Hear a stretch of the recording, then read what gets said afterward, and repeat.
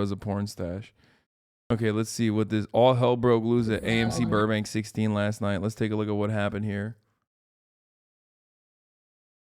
I am a single mom. Do we have any single moms in the house? Take my ashes and spread them near Pismo Beach and Lake Tahoe and whatever's left over. I want you to put in your dad's coffee grinder. I feel like all the moms in NorCal thought I was a stripper. Does anybody here tattoos?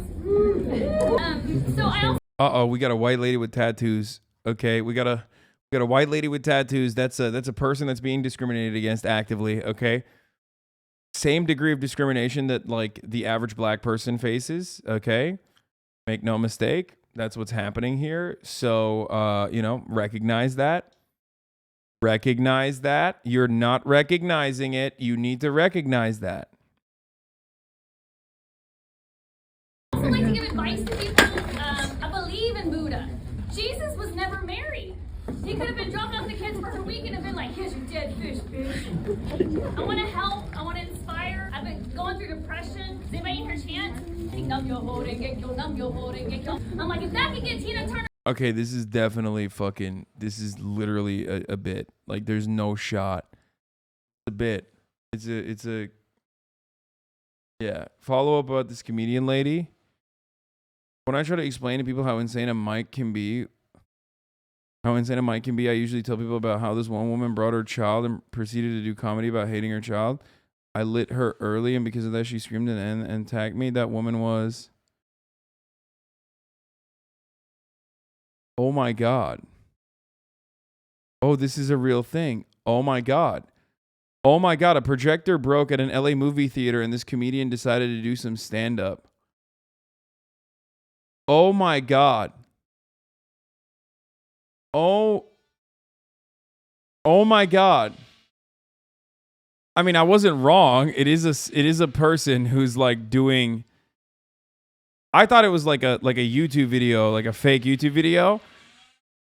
But it's obvious that she's like a corny comedian person. But oh my God. Away from Ike Turner, that can get me out of my one bedroom into a house in the hills. And I joined the all-black gospel choir. I look back over my life and I think. Dude, this is literally... Yo, this is not even a meme. Make no mistake. What I'm about to tell you is 100% true. This is how the most average Los Angelino is, okay? Straight up. It's not, you know how like sometimes they're like, the most like, you know, the most calm person from this area or whatever. Like, no, this is literally, it's not a joke. This is exactly how like everyone in LA is, okay? Straight up. Straight the fuck up, dude. It is literally just like an entire fucking city that is designed to like bring this kind of person into it and then spit it out like 2-3 years later. And of course, this person is probably a little bit more weathered. She withstood that like original wave and I guess didn't get fucking pushed out. Okay, she didn't get spit out like most people do. There's a big turnover rate here. But there are so many people like this. There are so many people like this, dude. I'm not kidding. Everyone in Los Angeles is like this. So many people are like this in LA, man. It's just like every transplant, including myself, which even though like I literally own a home here now and I've been here for fucking 10 years, but everyone that comes to LA with big dreams is exactly like this, okay? And some make it and others don't. And if you don't make it, then you turn into this.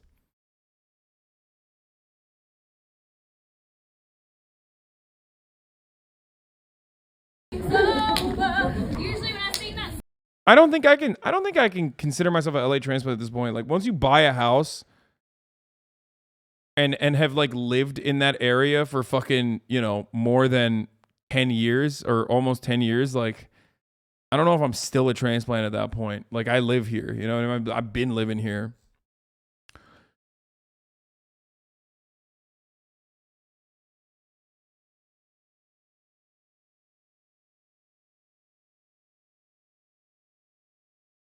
Copium?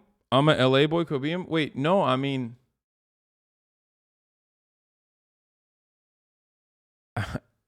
I don't know, maybe. I mean, I don't really give a shit. I don't have to be from LA. Like, I enjoy it. First of all, I love Los Angeles and I enjoy living here, but it's also super whack. So don't misunderstand this. Like me, I have no interest in like wanting to be from LA. Do you see what I'm saying? Like, oh, I'm a native Los Angelino. Like, no, it's fine. It's absolutely fine.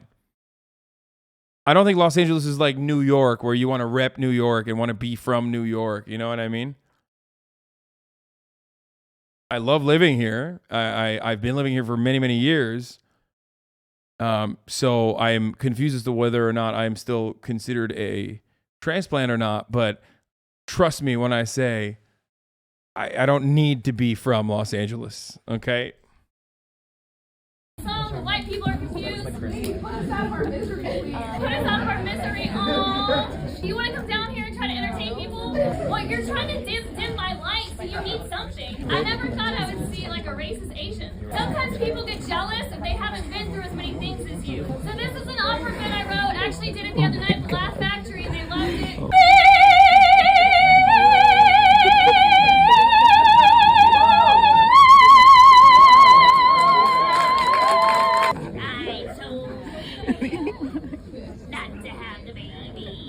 This is so crazy because it's like when someone asks you where are you from, what do you say? Turkey. Easy. Because you know in your heart you want to rep New Jersey? No, I do not, and I will never rep New Jersey, and I'm not from New Jersey. Shut the fuck up, okay? Yes, I have occupied some time and space within the borders of New Jersey, okay? But that does not mean I am from New Jersey, dude. You guys are so stupid. I spent most of my life, still to this day, most of my life in Istanbul and Ankara, okay? The amount of time I spent inside of New Jersey and borders, okay? The borders of the fucking, New Jersey Oblast, okay? Was limited to 3 fucking years. I don't say I'm from Miami, even though that was the first place I, officially lived in the United States of America. I don't say I'm a Florida man. I only lived there for a year. Lived in New Jersey for 3 for college, but I've lived in LA for almost 10 years now. But I still say I'm from Turkey when people ask me because that's where I've lived for the longest time in my life.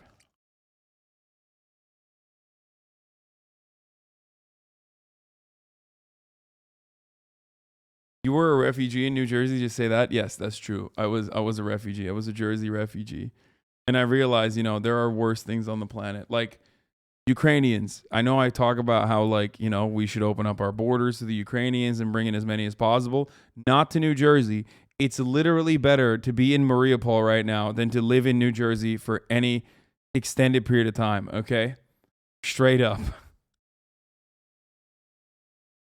Do not go to Jersey. I promise you, you will not enjoy it.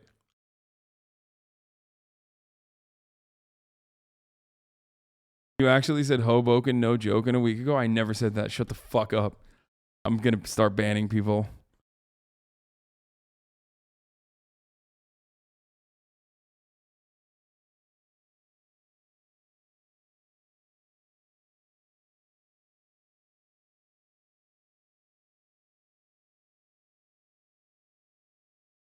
Forever be from New Jersey, broke boy. Once you say dead ass, there's no coming back from that. Oh, fuck.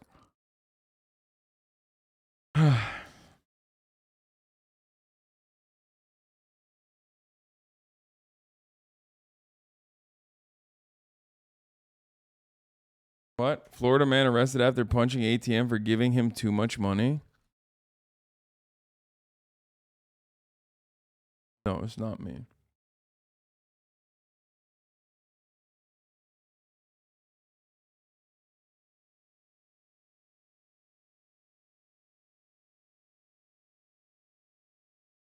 Okay. Anyway, but going back to shitting on Los Angeles and Los Angelinos and transplants in general, this is literally like everyone's like this, dude. I'm sorry if you come out here and you stay out here for an extended period of time, you will realize literally there are so many people like this.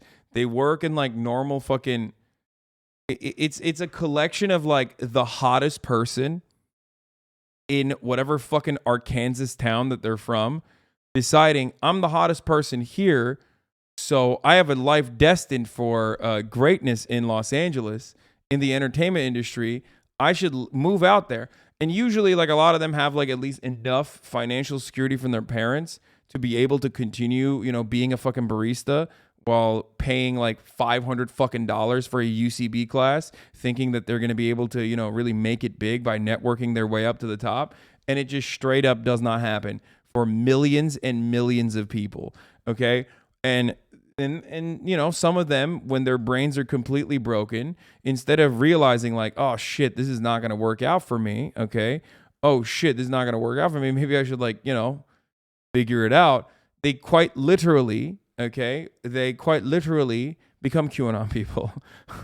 So this is a straight sniper. Okay. I'm telling you, I've seen a lot of people come and go.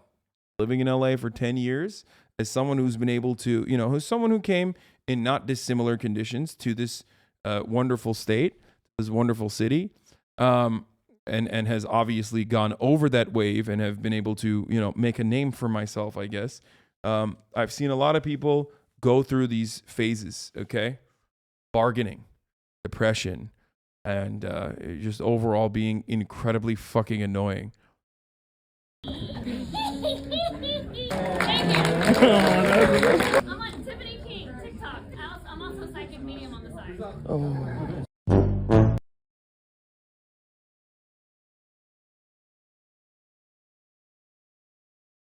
You want to see proof? This girl goes in the lobby of a bank in Santa Monica for one day. Yeah.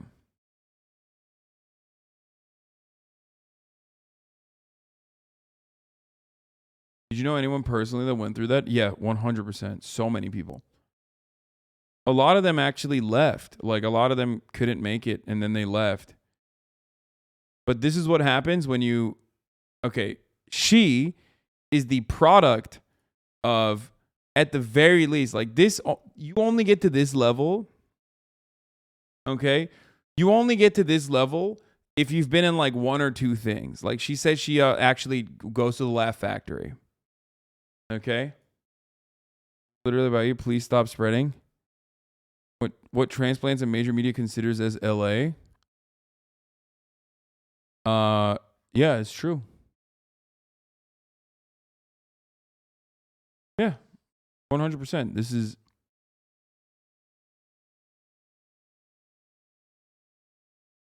I've also exclusively lived in this circle. Like, exclusively, okay? Straight up. For the past 9 years, I've only lived in this circle.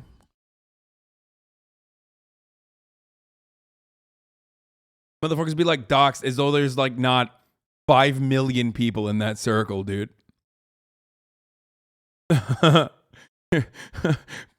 People be like, wow, you really dox yourself, dude. There's literally like, there's more people in that circle alone than like 3 states, okay?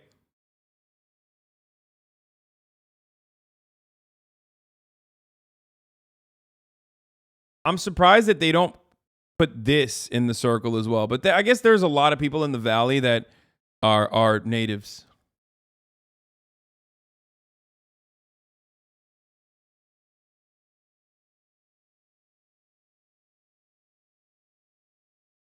Why did this dude dox himself and put his fucking house up there? That's kind of wild. More from that LA lady? Let's go. World right now, guys, and listen, there's way more important things going on. Like, what's going on in the Ukraine is, I can't even, like, I'm literally hoping aliens intervene to stop Putin. Like, that's literally, that's where my Putin. Hot though. brain's at. As a psychic medium, I don't care what you think. You can think it's crazy, but I've talked to dead people. I've talked to spirits of dogs, and I'm literally hoping the aliens come down and stop Putin. And maybe when they're here, they can talk to my ex-husband for me and be like, yo, you need to fucking leave her alone, and they can just fuck with him. I don't know. I'm beyond. Like, my baby has asthma. We live in a crazy world right now, guys, and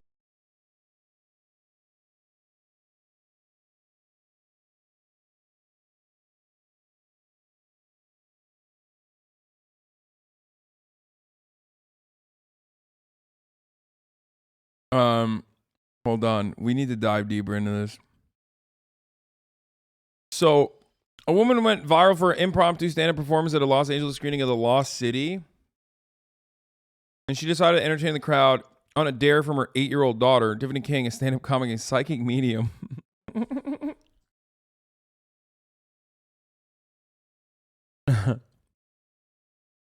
Said during a Wednesday screening at the AMC Burbank, California, the projector broke down and the air conditioner went out. As the crowd waited, King decided to go to the front of the room and start telling jokes to entertain the restless audience. My daughters dared me to do stand-up, King, who is also the founder of nonprofit Momic Productions, which supports women in the arts. Oh, Jesus. I did it to be fun and make my daughters smile. Her bit has since gone viral, and many recirculating clips shared by someone in the theater on Twitter. It's racked up nearly 1 million views since being shared on Wednesday afternoon. AMC did not immediately respond for a request for comment. Momic, like a comic, but a mom. I mean, to be fair, it was because of her daughter. No, she 100% just uses her daughter like as a reason for everything. At first, King said she told the crowd she was just kidding and that she's a comedian. But when she went to sit back down, someone asked her to tell a joke. She said, so she did a stand-up that lasted about 15 minutes. Although one person heckled her, asking someone to put us out of our misery, King said people in the front row were receptive to have some form of entertainment as they waited for the film. It's rare that King, a single mother, gets to do comedy, she said. So with a captive audience watching the clock until the movie started, she said she wanted to seize the moment and help make the crowd and her daughter laugh. King hasn't watched the viral video. However, she says she's noticed an influx of followers and comments, both positive and negative, on her social media accounts. Bro, if she wanted to get fucking noticed, okay, and become like a comedy writer or some shit, all she needed to do was be on Twitter and like write the fucking wackest liberal takes. Okay, and then ultimately she'd get hired by, if she went viral enough, by libs. She could get hired by like any fucking million different liberal comedy shows, okay?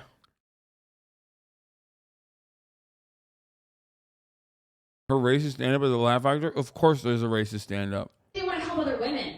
Like, I just want to give advice to these young girls out here. Like, you're young, you look like you still got a period. Like, don't have a crazy baby daddy. You know what I mean? Like, just don't do it to yourself. Just say, right? But if you have to have one, make sure he's black, because black men don't like going to court. You'll be fine. Or Latino, you know what I mean? Because if Roberto doesn't have his papers, no, está bien, you can take the baby. Hey, yo, dude, this is just straight hurtful, dude. This is fucked up. Wow. Bro, she is every stereotype, dude. This is awesome. She is literally, by the way, Average Laugh Factory said straight up, I'm a Comedy Store truther. It's not a big deal. I'm sorry. I don't like it. It's the best. It's absolutely the best. Anyway, out of all of them.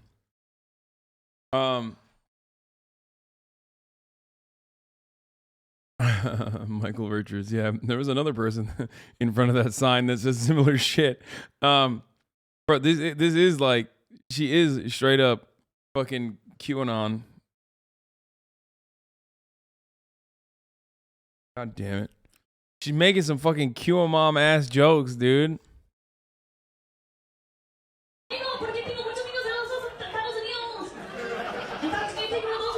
Oh, she went into the fucking, oh no.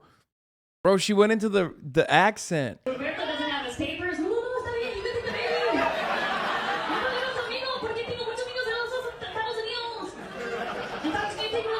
She's saying like Hispanic people are illegals if you don't get the joke. I'm just gonna, that's what she's doing. And now she is proceeding to do a racist accent.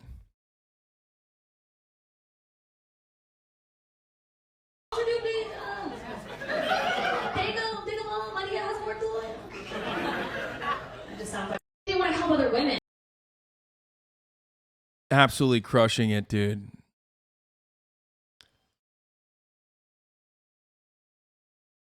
She's just fucking crushing it, dude. That was really good. That was brilliant.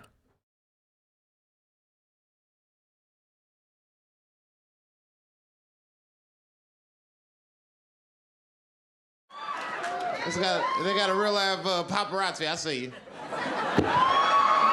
What you think I am? What you think is a game? Watching out for the media. I'm like Bigfoot, nigga. When people see me, they freak the fuck out. Oh, shit. Even other celebrities get surprised to see me. Oh, shit. Hey, thanks. Come on, you only got 10 minutes. God damn. So, no, it's good. I don't have any material.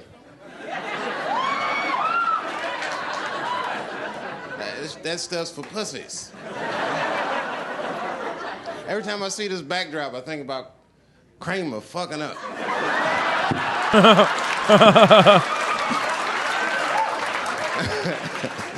That's why I don't want to see no camera phones on my ass tonight. Because I'm telling you right now, like I'm not wrapped too tight. Like they putting a lot of that corporate pressure on me. So this might be the night that I snap, and you guys be lucky. It's like having tickets. Yeah, bro. Back when people used to say camera phones, okay, that's when Dave Chappelle was popping off and very funny and very insightful, and wasn't like a fucking straight boomer, like a petty boomer, constantly talking about how fucking shitty his situation is. To see Siegfried and Roy the night that tiger bit that motherfucker's stomach. He's like, I was there when that Chappelle freaked. I was there. Because that's why we really go to the Tiger Show, right? You don't go to see somebody be safe with tigers. You go thinking in the back of your mind, like, this nigga might get bit. I'd like to see that in person for $35 if I could. Bro, this is, dude, can you imagine a Dave Chappelle bit that goes on for 1 minute and 30 seconds so far, and he hasn't come across like just a fucking self-entitled and incredibly fucking upset boomer? That's crazy. It's almost like he was an incredible fucking comic, like incredibly talented comic. It's weird. Nothing to do with transphobia, by the way, just straight up. I'm not even saying like, oh, he just can't stop talking about transphobia, like, and it hurts my feelings. Like, I'm not even saying that. Just that, like, constantly complaining about the same old shit over and over again and about cancel culture absolutely destroys comedy. Ever seen somebody get bit by a tiger before? Only $35. That's fucking hilarious. I'll tell you the truth. When I seen Kramer's tape, I learned about myself. You know what I learned? I think I'm only like 20% black and 80% comedian. You know what I mean? And black dudes can relate. You know what I mean, bro? Like when you saw that shit, you was furious, right? Black dude was like, Kramer, you motherfucker. Like, I was hurt. And the comedian in me was just like, whew, niggas having a bad set. Hang in there, Kramer. That's fucking awesome. Don't let him break you, Kramer.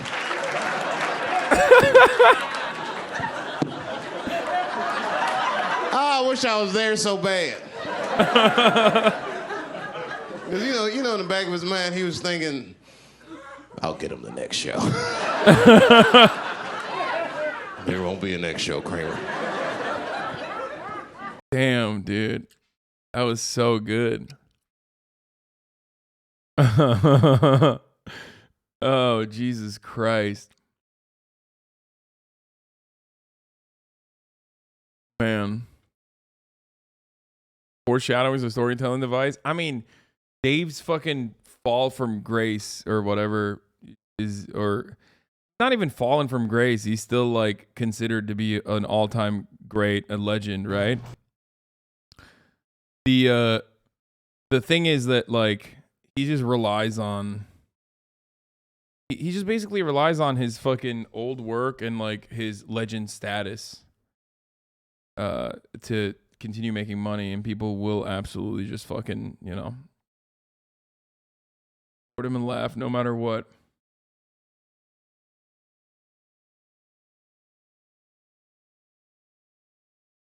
Yeah, but too bad the whole bit was about cancel culture. His Kramer got canceled. What? Dude, he literally did a joke about cancel culture without even touching cancel culture. Is Caitlyn Jenner transphobic? Exact same take as Dave. Are you fucking stupid? Did you just bring up Caitlyn Jenner to defend anyone? Are you out of your fucking mind? And yes, Caitlyn Jenner is not only transphobic, but she's like homophobic. She's crazy.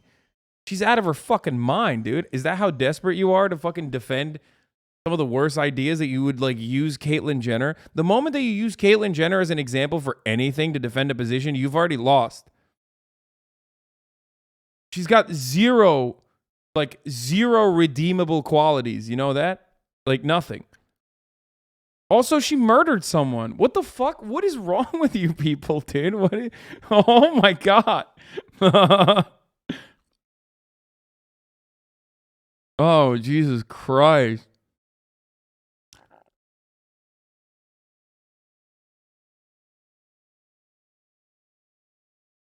Trans women have a long history of being dismissed as crazy. I think you should really rethink your phrasing next time you criticize her.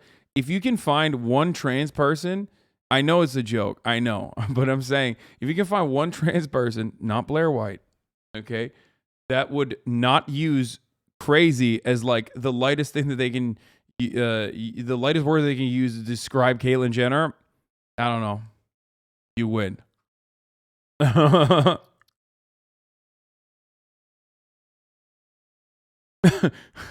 Caitlyn, I was in my private jet hangar and the other guy pulling out his private jet told me he's leaving Los Angeles because he saw homeless people, Jenner. Okay? Oh, Jesus Christ. I do not know a single person that does not fucking despise Caitlyn Jenner. I do not know a single fucking trans person that does not despise Caitlyn Jenner.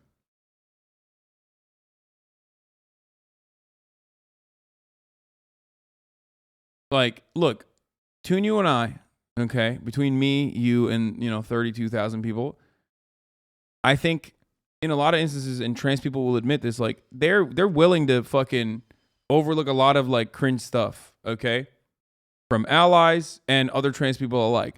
Caitlyn Jenner is on a different spectrum, okay? It's just like there's no redeeming qualities in this person, okay? None. Speaking for the trans community now, eh? Bitch, I speak for the trans community all day, every day. What the fuck do you mean? Yes, I am an LGBT foe, dude. I am a foe, okay? I am a foe. I'm a foe, not an ally.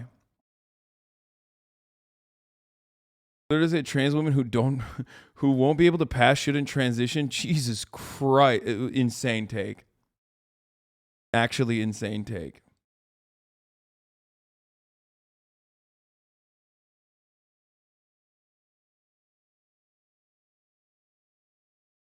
Are you saying Dave Chappelle is transphobic? Yes, of course. What the fuck? What?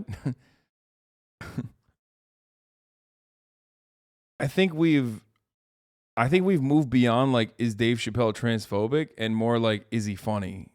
Like, and the answer to is he transphobic is yes, of course. But is he funny? No, not anymore. And we're not gonna do another fucking extended stunlock on this matter.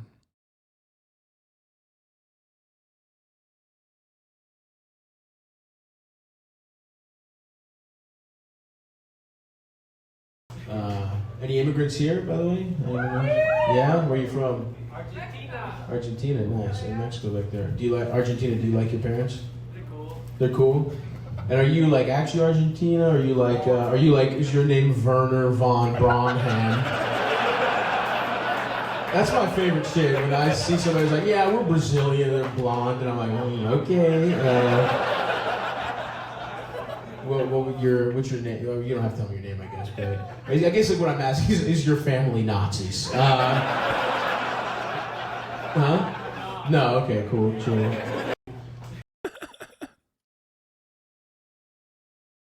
I still think Dave is funny, but his last few sets have not been funny. I want him to be funny again. I love him, dude. I mean, I loved Dave Chappelle straight up. No memes, no nothing. Like, The first time I ever saw him in person, like I fucking shit my pants basically. Like I could not talk to him. And now sometimes I do see him in person and I can't even get myself to talk to him I feel awkward about it now, which kind of sucks.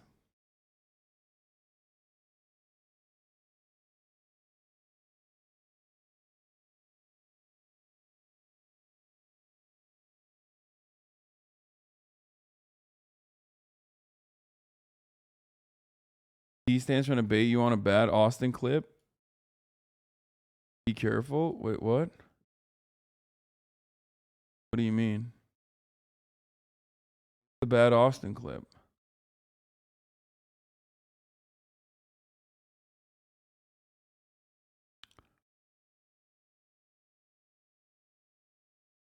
Oh, was there a nip slip or something?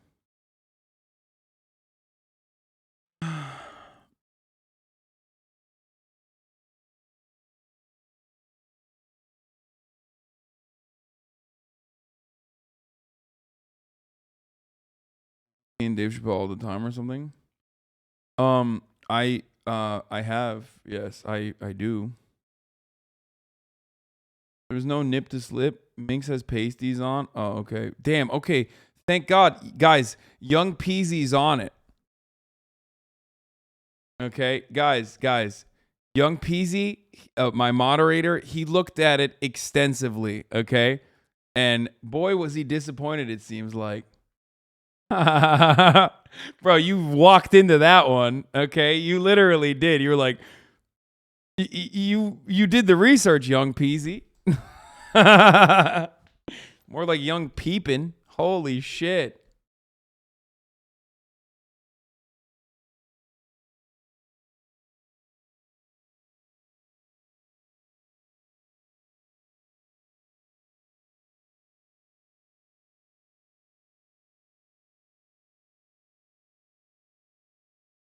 Yeah.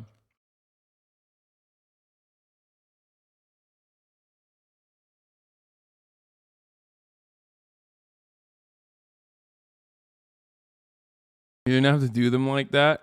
Young pasties.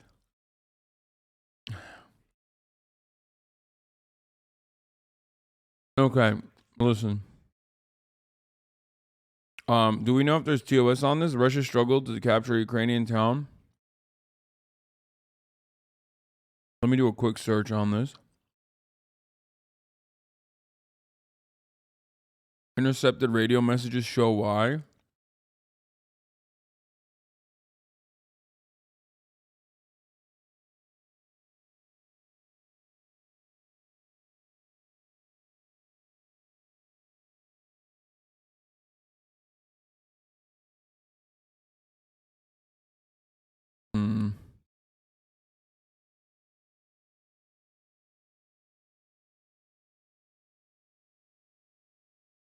Okay, I'm looking through it. There might be some parts. There's like a little sussy at like 309. Oh, they literally show a family that was fucking shot. Jesus Christ.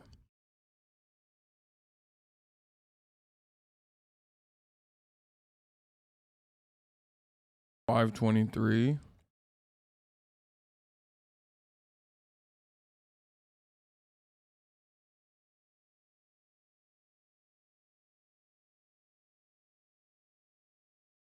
Doing gum or doing coke? I'm doing all of it. Oh, I remember this video. Oh, Jesus Christ.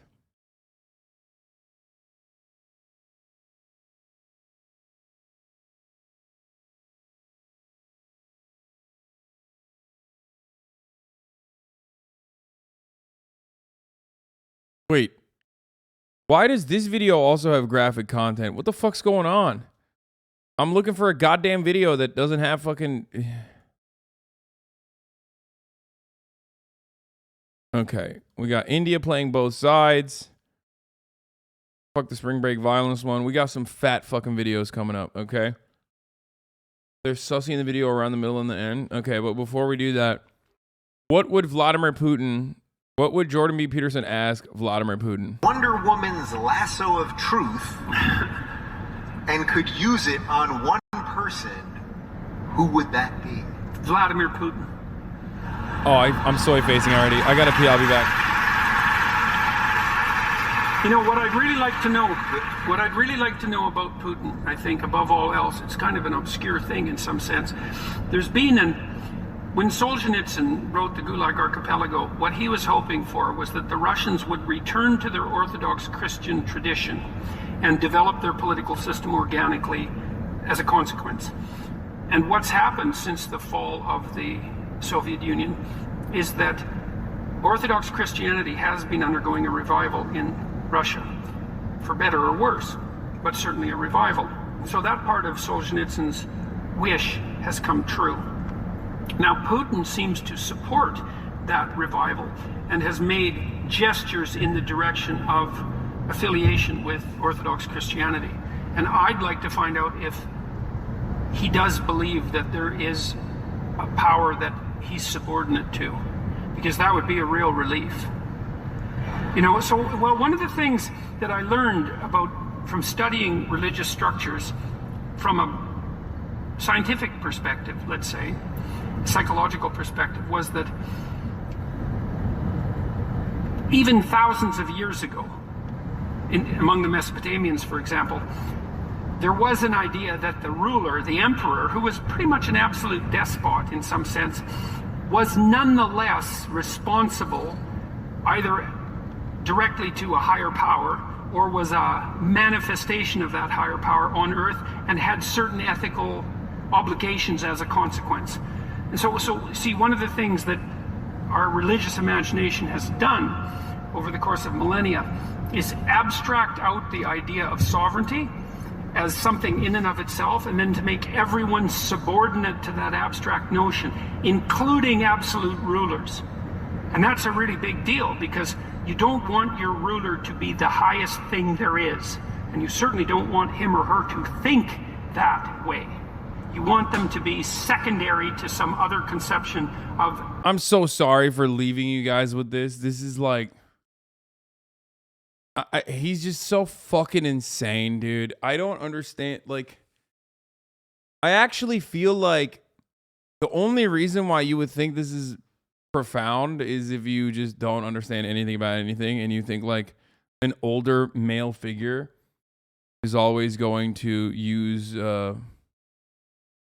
long and convoluted paragraphs to describe whatever her fucking her is right-wing moral framework is. Okay, I'm done. Sorry, we're not doing that one. Okay, so I've talked about this before, but it's important to repeat it once again, that at the top of the hour, there's a 60-second ad break. And if you no longer want to see those ads, all you need to do is subscribe. You can do that for $5. You can do that for free with a Twitch Prime. Or you can do that by getting gifted a sub if you're lucky, but here's the 1 minute ad break now.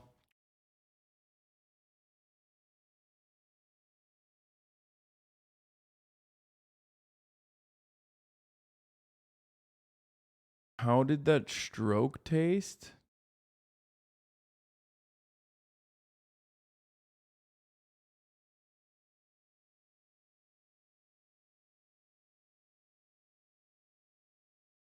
What does that mean?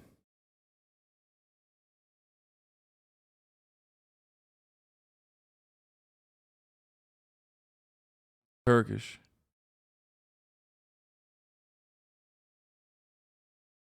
Okay. Oh shit. I almost fucking showed that.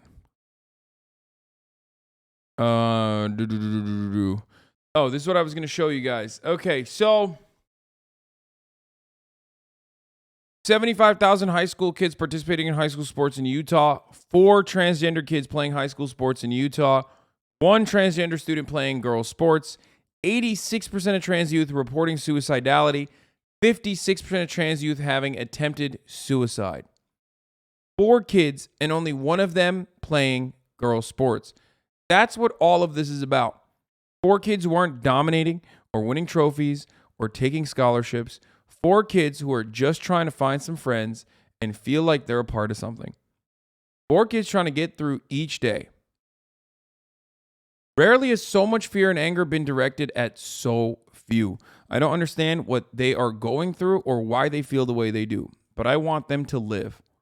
And all the research shows that even a little acceptance and a connection can reduce suicidality significantly. For that reason, as much as any other, I've taken this action in the hope that we can continue to work together and find a better way. If a veto override occurs, I hope we can work to find ways to show these 4 kids that we love them and have a place in our state. I recognize the political realities of my decision. Politically, it would be much easier and better for me to simply sign the bill. I have always tried to do what I feel is the right thing regardless of the consequences. Sometimes I don't get it right, and I do not fault those who disagree with me. But even if you disagree with me, I hope this letter helps you understand the reasons for my decision. Spencer J. Cox, Governor. This is the governor of Utah. Okay. Very red state. Refusing to sign a bill. Refusing to sign an anti-trans bill.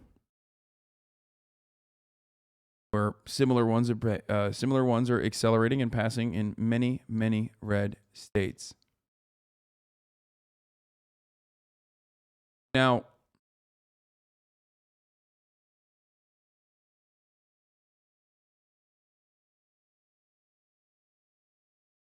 let me just point something out here.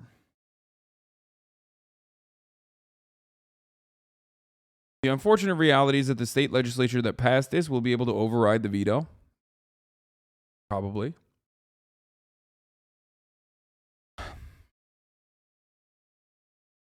That's how it works. So don't get your hopes up. But this is precisely, in my opinion, one of the best ways to be able to belittle the opposition that tries to make a big deal about trans sports subject. Now, I know there's a lot of debate lords out there. I know there's a lot of people out there that personally feel that, reason, logic, and trying to defeat others in the marketplace of ideas is the best way to win the trans debate and then be able to logically destroy your opponents and get them to understand your position. It's like, no. Okay? The reality is you actually have to ask, why do you care about this so much when this is such a tiny, tiny fraction? Okay? And there will still be people in the logic reason camp that say stuff like this. There's, again, one girl in the entire fucking state, one trans girl in the entire state, and this motherfucker's like, they shouldn't be able to compete with women. Well, she's a woman. Okay? She's a girl. I'm going to ban them. Don't worry. Okay?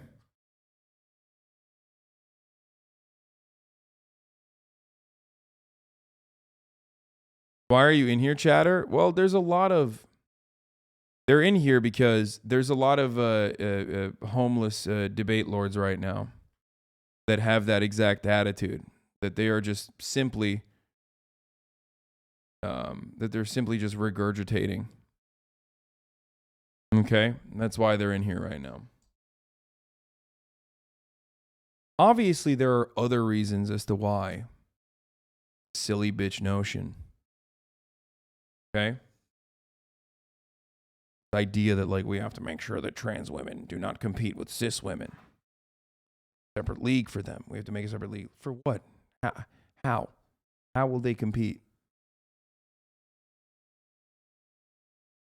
Are they going to fucking, are they going to compete?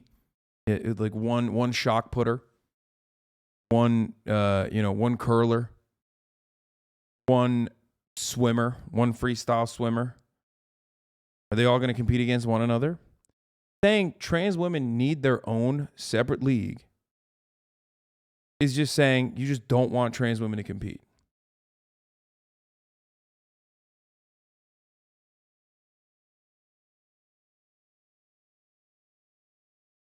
I do not care about the advantages that trans women may have in certain fields by having developed as a male or with male physiology early on. I am not saying that that does not exist. Okay? I recognize that there could be advantages, okay?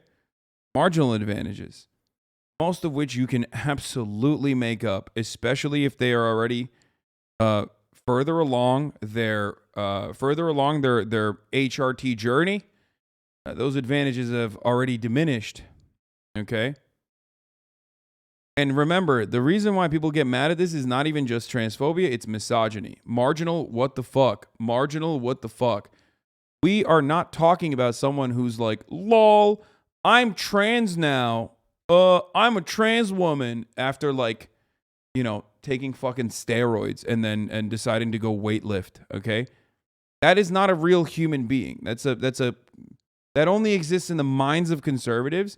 As a matter of fact, that person who's like fake trans, supposedly to win like NCAA competitions, is so not a real person that the only time when there is someone that is kind of doing that, it's literally just a Republican doing it for the lulz. Okay? So just remember that. What's wrong with trans leagues, though? What the fuck do you mean? Who? There's not going to be enough people to participate in a sport. For the person who just got banned saying, so you don't care about a woman competing her entire life? No, hold on. I'll answer this. So you don't care about the cis women that are at a disadvantage and have been dedicating so much of their lives and hopes squashed by a trans athlete? Where are these trans athletes that you speak of? Why isn't every trans woman just fucking dominating every field of sports? Where are they? Where the fuck are they? And even if they are being disadvantaged, even if cis women are being disadvantaged by trans women, why does that matter? Unless you personally believe someone is faking being trans and that being trans is a choice, and someone is faking being trans just to fucking win like high school swim meets or NCAA swim competitions, okay, and like live a life as a trans woman where they literally have their existence deliberated on a regular basis, okay?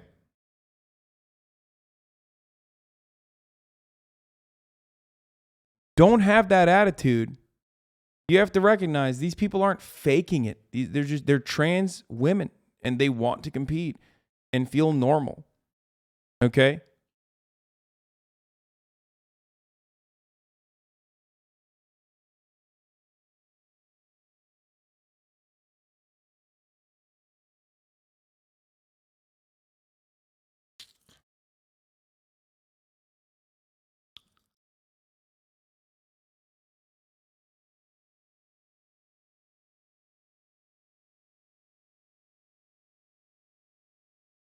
What's wrong with trans-only competitions? All the athletes are guaranteed medals. Come on. Stop making a joke, dude. It's fucking so nasty.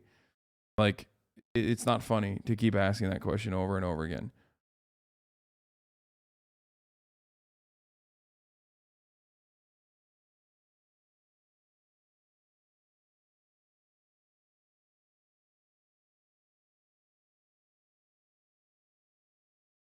With all due respect to Hasan, you're not an elite athlete. People dedicate their entire life to the sport. You're taking away the equal playing field that is in the fabric of every sport.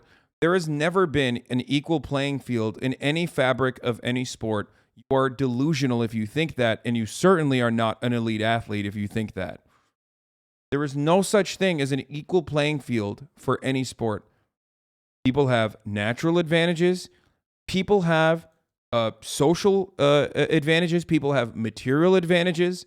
All of it bears itself out in the way that athletes develop themselves and compete with one another. You can say I don't think Hasan knows much about sports, but one, I have played more sports than you, 100%. Okay? And two, to think that you are pinning cis women against trans women in this conversation is so fucking nasty because they're both women. Okay? And three, there is no like automatic advantage that every trans woman has over every cis woman. If that was the case, then trans women would be fucking destroying nonstop. Okay? I've talked about the example of Messi, who had to take growth hormone in order to overcome his genetic disability early on. And he is seen as like a profound success, a champion, overcoming odds. When it comes to trans women, you're like, nope, no shot, not acceptable. They're just cheating. Because you think trans women are just fucking faking it to win shit. Okay? And yes, we have talked about Michael Phelps a lot too. Michael Phelps has incredible natural advantages.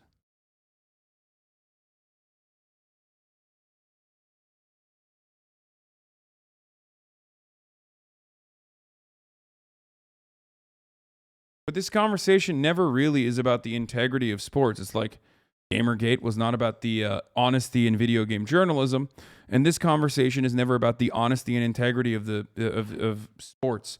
It's just about, you know, shitting on trans women in a way that you think is appropriate and acceptable, moralizing the existence of trans women, or rather, moralizing and intellectualizing another way to fuck over trans women by literally hyper-focusing on like the 8 total trans people that compete in cis women's sports. And not any of them are even dominant. And even if they're dominant, they usually end up not being dominant ever again. You hear that one fucking W, and then you don't think of the sequence of L's that they take over and over again because that's not fashionable, because that doesn't correspond to the fucking meme. So many of the free thinkers of this in this community, even, and in most communities, love talking about how they're different. Oh, dude, I have a different take than everybody else. I'm so smart. I've listened to 1,000,000 hours of debates on this. I've read so many Wikipedia pages that I skim through. I totally get it. And then they literally end up regurgitating the Joe Rogan attitude, the Joe Rogan fucking take. You're not free thinkers at all in this subject matter. I'm just letting you know.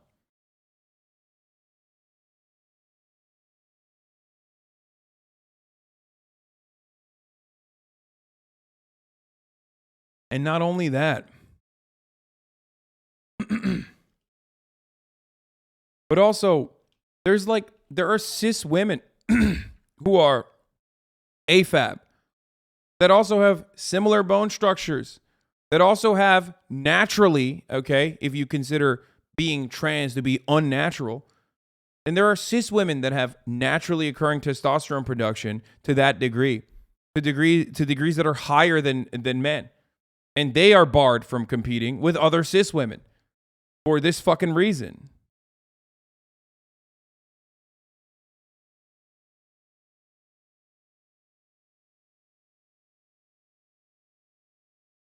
It's funny because, like, this conversation almost always would be laughed at if you were to be like, I want the NBA to be a 6 foot and under league.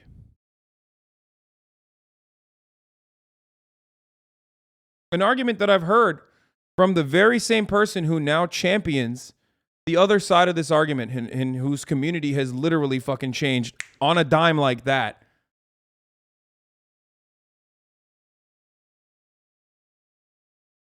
For the record.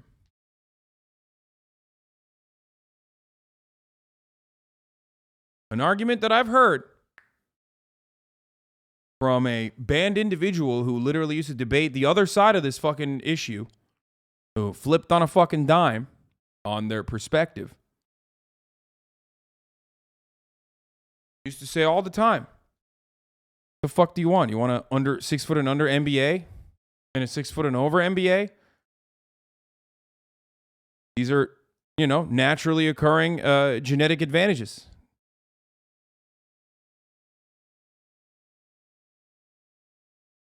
Oh, how far we have come and how much time has changed. Fucking free thinkers, dude. Love them.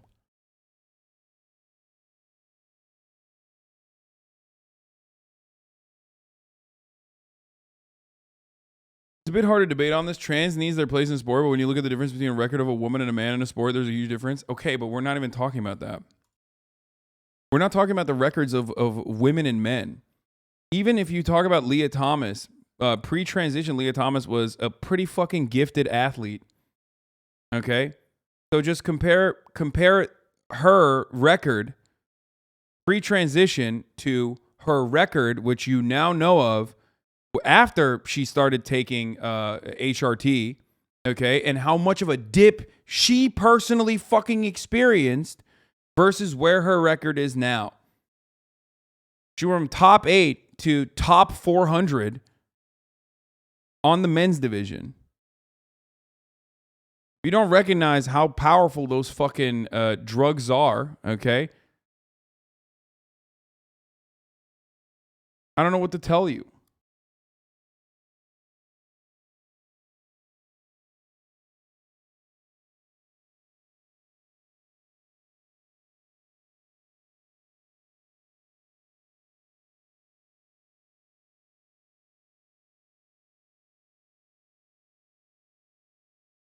Okay?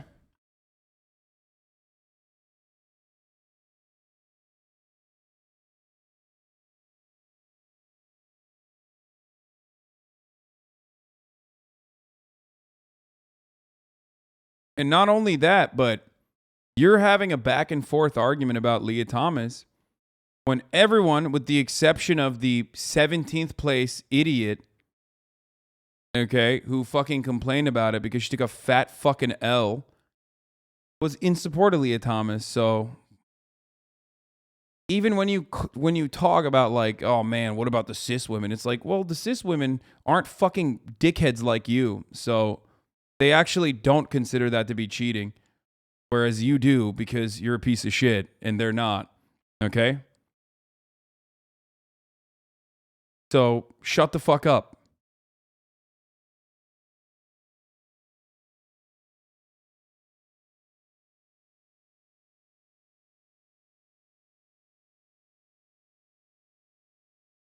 I think it simply comes down to the fact that most people don't see trans women as real women. Yeah, no, that's precisely what it is. It is. And people don't want to admit that. There's like a fucking left, like not left, but like a supposedly progressive side of this argument as well, where like now liberals are taking this approach too, because they got like sucked in by the turfy takes about how this is about protecting the integrity of cis women from the scary trans, you know? And it's so fucking stupid.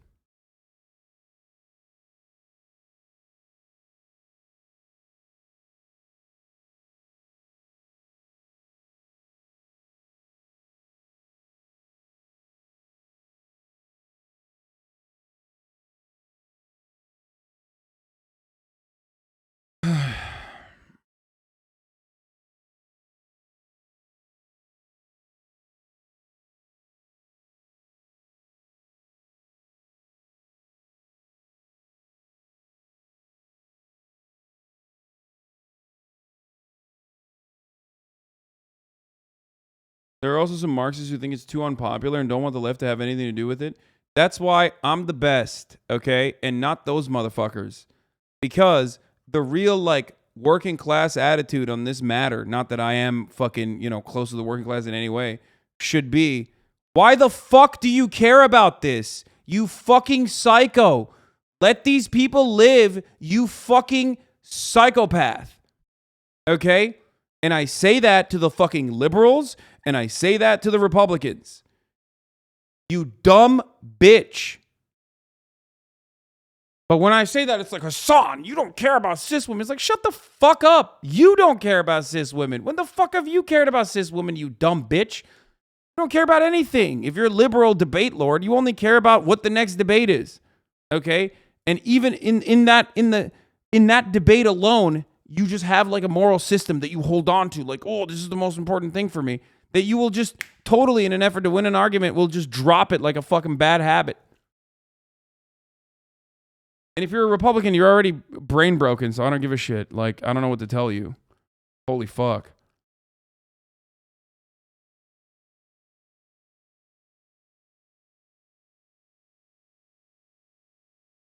What do you say to people who suggest a trans-only league? I've laughed at those fucking idiots a million times over. But once again, it bears repeating, I guess. If you believe in a trans-only league, you're a fucking piece of shit. You just don't want trans women to compete. That's it. You just don't want trans women to compete. Because who the fuck are they going to compete with? There's like 8 of them, okay? There's like 8 across like, 8 across like 8 different fucking fields.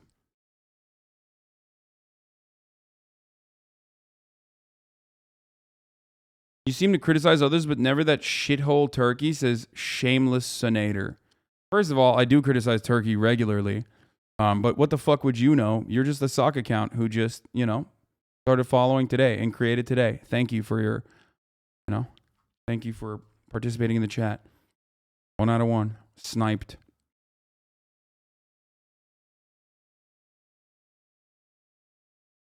But how is it fair to a woman who are competing with trans people and the trans women dominate? It's not. They don't even do that. You only hear the minor victories every now and then.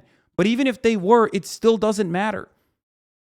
It doesn't matter because trans women are not like different than cis women, okay? They're not. They're women.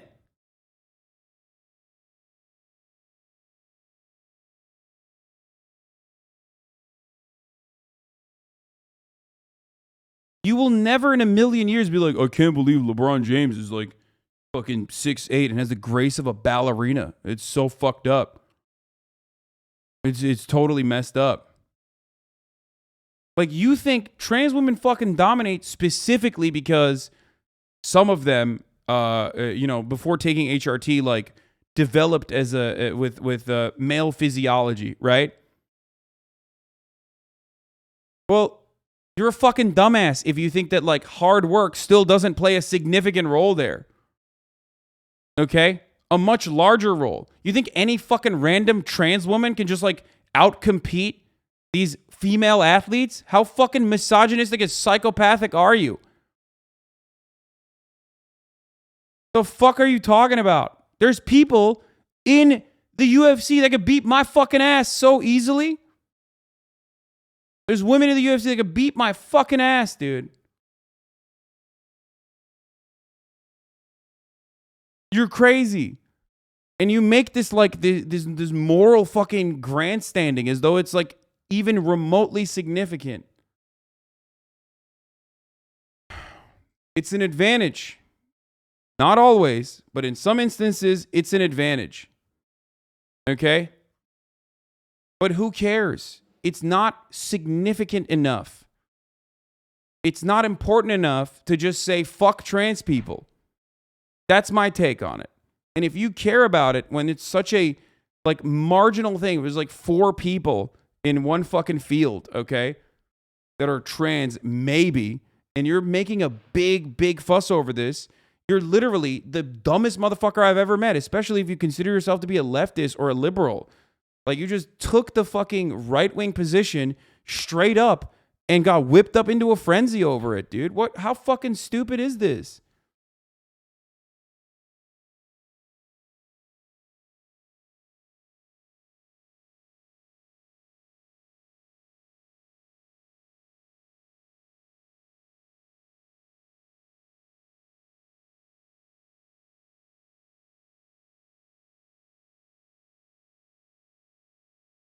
Anyway. Suzanne Clark, president of the newly Dem-friendly Chamber of Commerce Center, posted this today. Nice. Oh, white women, dude. I bet she's native, dude. She's like, Ryan doesn't know. She's like one. Huh? Your sub needs to watch you more? What do you mean?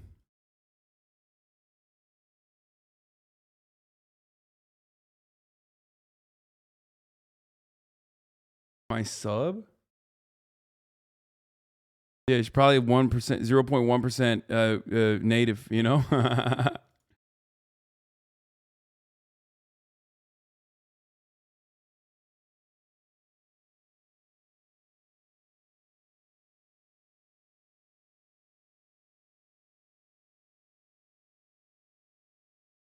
You always say sports is like unironically the fairest system and only meritocracy. Talent has nothing to do with gender. Yeah, I mean, I don't say it's the only meritocracy. I say it's the closest thing we have to a meritocracy, to a meritocratic approach. Okay? And even then, there are so many conditions that factor into your success.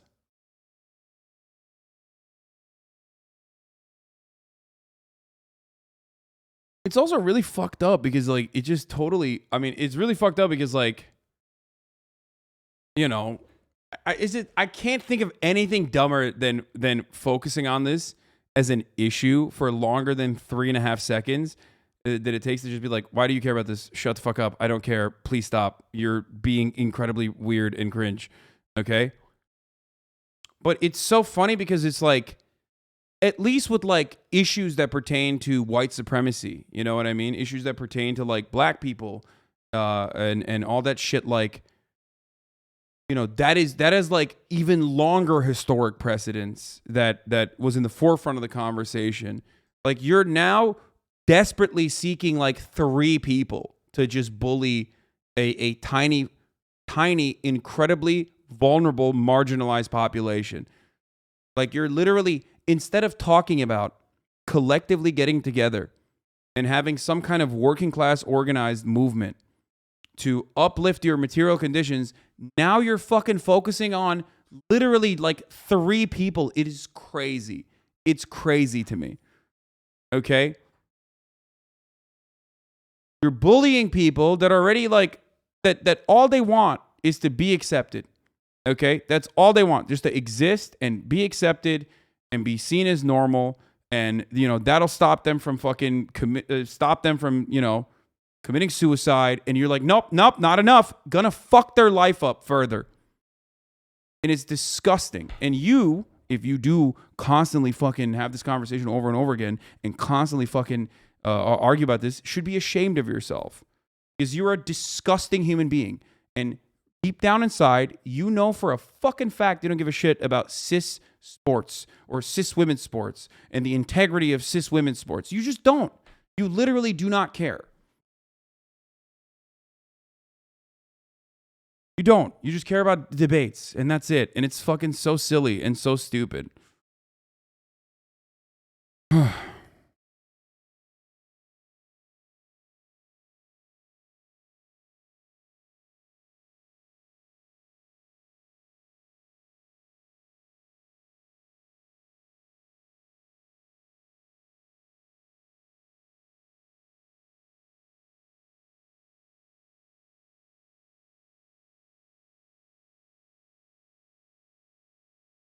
Anyway, mate, please come on the LBC show in the UK and relay this message.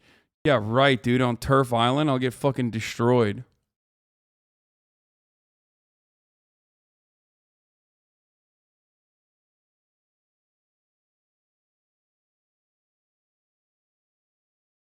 Anyway, listen, to the trans chatters who are like, we're fucking overwhelmed. Why the fuck are we having this conversation every goddamn week?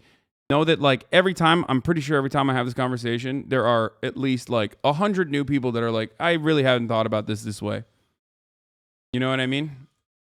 So there's always going to be, there's always going to be new people that are like, yeah, I guess maybe there's some truth to this. Okay?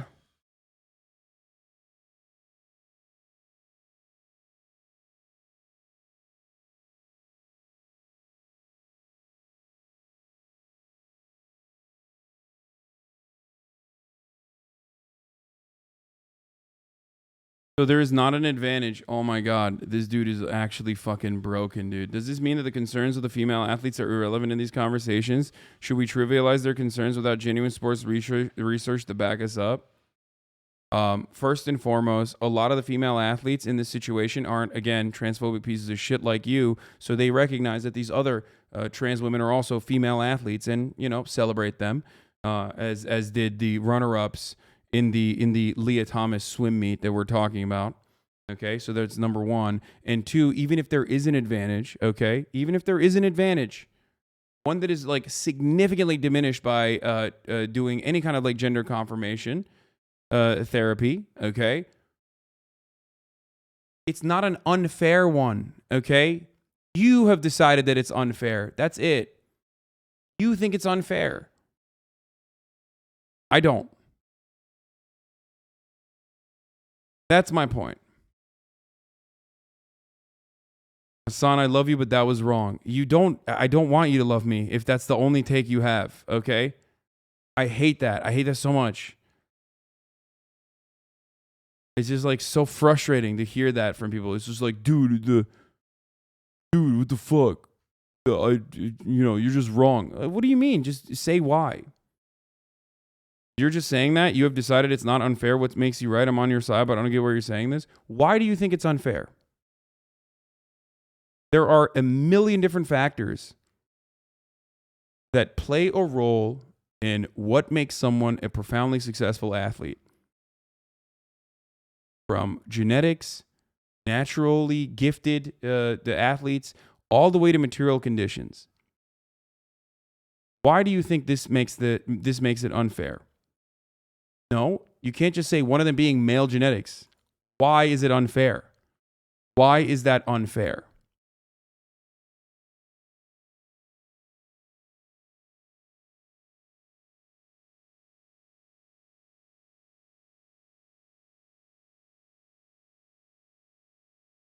I don't necessarily have a take, but everyone around me says there's an advantage. Could you explain your reasoning? I don't even deny that there is an advantage. In some instances, there can be an advantage, okay? I'm not even denying that. Why is that advantage unfair? Think about it, and you will come to that conclusion on your own. A lot of you don't want to admit it because you're like, oh, because I think they're not real women or they're faking it. That's the real reason why you're saying it. Okay?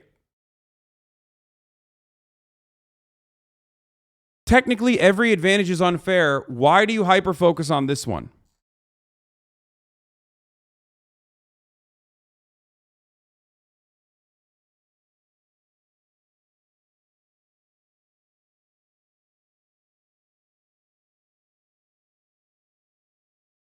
If cis women would start complaining about it, would you change your mindset? Fuck no.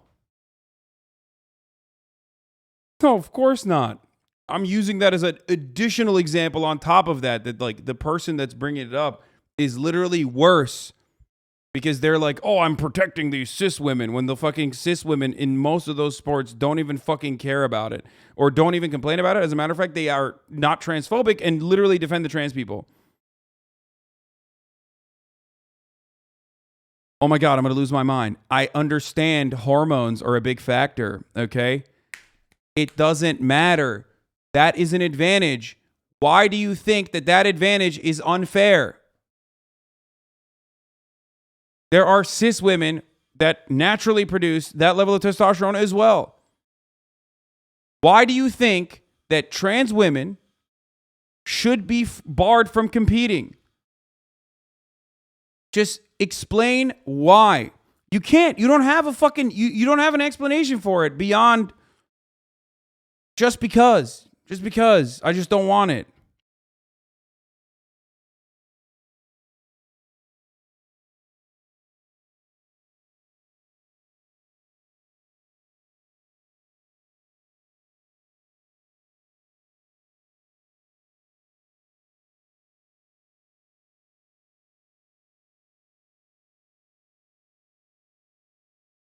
They don't get your point. I know. It's just like, it doesn't make sense to them. I don't, they don't, bro. They keep saying larger lungs, stronger bones than women. Okay. Why? Why is that something? If someone has larger bones than the other person, why should they not compete with them?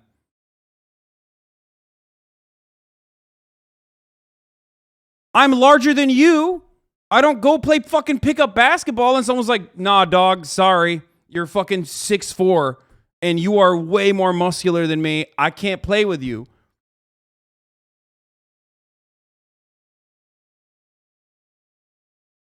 Are you a bitch? Are you one of these motherfuckers who's like, sorry, dude, like, it doesn't matter. Actually, all sports should be. Are you one of those participation trophy guys? Is that what you think?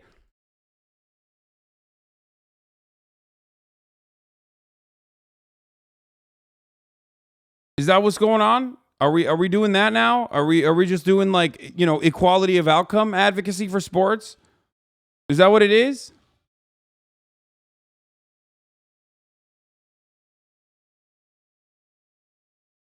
Every incredible talented athlete has natural and unnatural and material advantages. Some material disadvantages they've overcome, including the messy case that I just gave you, which is quite literally using drugs to be able to overcome a genetic disability. Lionel Messi was able to treat a genetic disability with hormones. One of the most cherished athletes, but he's a cis male, so you don't give a fuck. Okay? Because he's the GOAT. You are a transphobe. What? Are you, I think you're talking. Where the fuck were y'all for Caster Semenya? I mean, I've talked about that a million times, so shut the fuck. I think you're talking to the chat here and not me, I assume.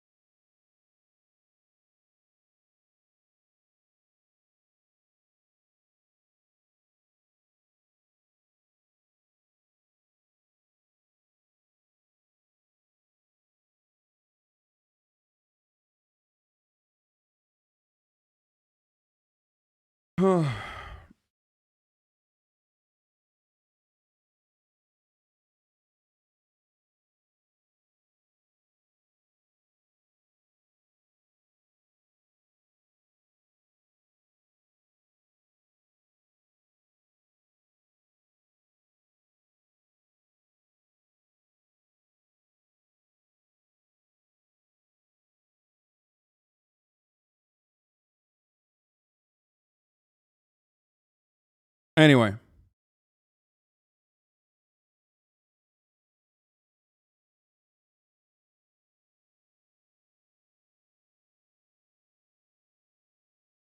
Trans women do have an unfair advantage.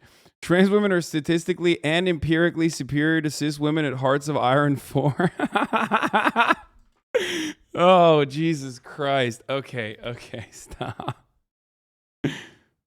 It is pretty funny because in a weird way, it's like, yeah, in a weird way, like TERFs do this shit where they think they're feminists, but they're like, men are actually superior in every way. And also, trans women are actually superior to women in every way, which is pretty funny. Like, when you think about it, a lot of people are just like, you know, both simultaneously saying like trans women suck and shouldn't participate in society, but also because like they're these fucking demigods, dude. They're just like these naturally gifted. Oh my Lord. They're just so fucking good at like, they're dunking on motherfuckers like left and right. They're too good. You can't have it.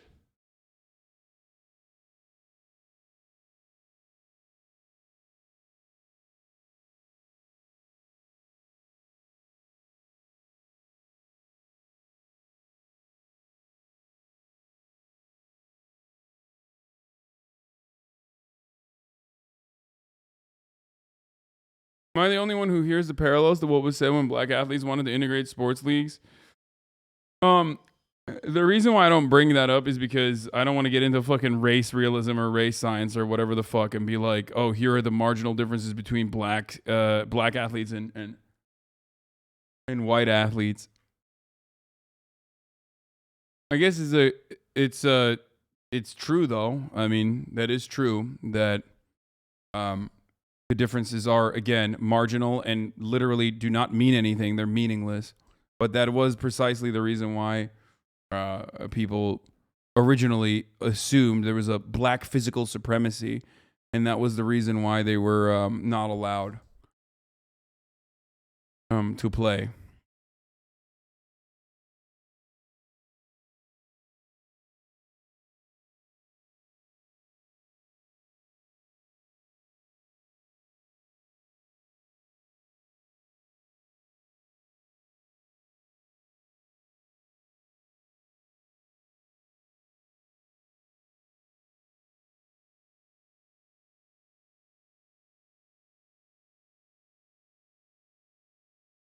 Anyway. Man, the stock counts are coming out in force. Oh yeah. I mean, this has been pretty we fucking absolutely destroy this shit. So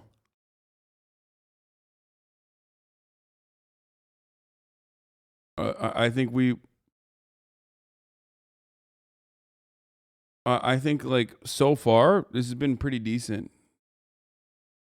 Does everyone hate Russians now? My experience. Your favorite neighborhood Russian. Hi guys, today welcome to a brand new video and welcome guys once again to the center of the beautiful city of Tbilisi, Georgia. That is correct guys. I don't know if you missed out on my last video, but I have left Russia for an indefinite period of time and I'm currently, based here. But in today's video guys, even though we have a lot of very cool stuff to look at, it's not really gonna be a walking tour in this video because I actually want to discuss a particular topic that a lot of people are asking me about right now, and that is what it's like to be a Russian abroad right now. Because as far as you guys understand, obviously, with the current situation in the world, the anti-Russian, or should I say Russophobic tendencies in the world have kind of skyrocketed. And from one point of view, I completely understand it, but from another point of view, of course, it kind of makes me sad and it affects me. You know, quite obviously, guys, I'm Russian, and just my experience and what I'm seeing right now being a Russian abroad in these current times, my experience is like the best thing I can talk about currently. So yeah, people, let's take a walk around the center of Tbilisi and talk about what it's like to be a Russian right now, and if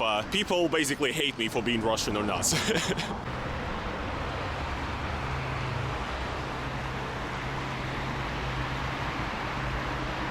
Now, one thing I would like to point out before we get into this video is that I'm not like gonna complain for people not liking me, because again, I understand it, I totally get it. And also I wanna just, clarify that a lot of people actually that I've met here, these are not only just people that I've met online that already know Have you been to Tbilisi? It seems so cool. No, I've never been to Georgia, but it does look beautiful.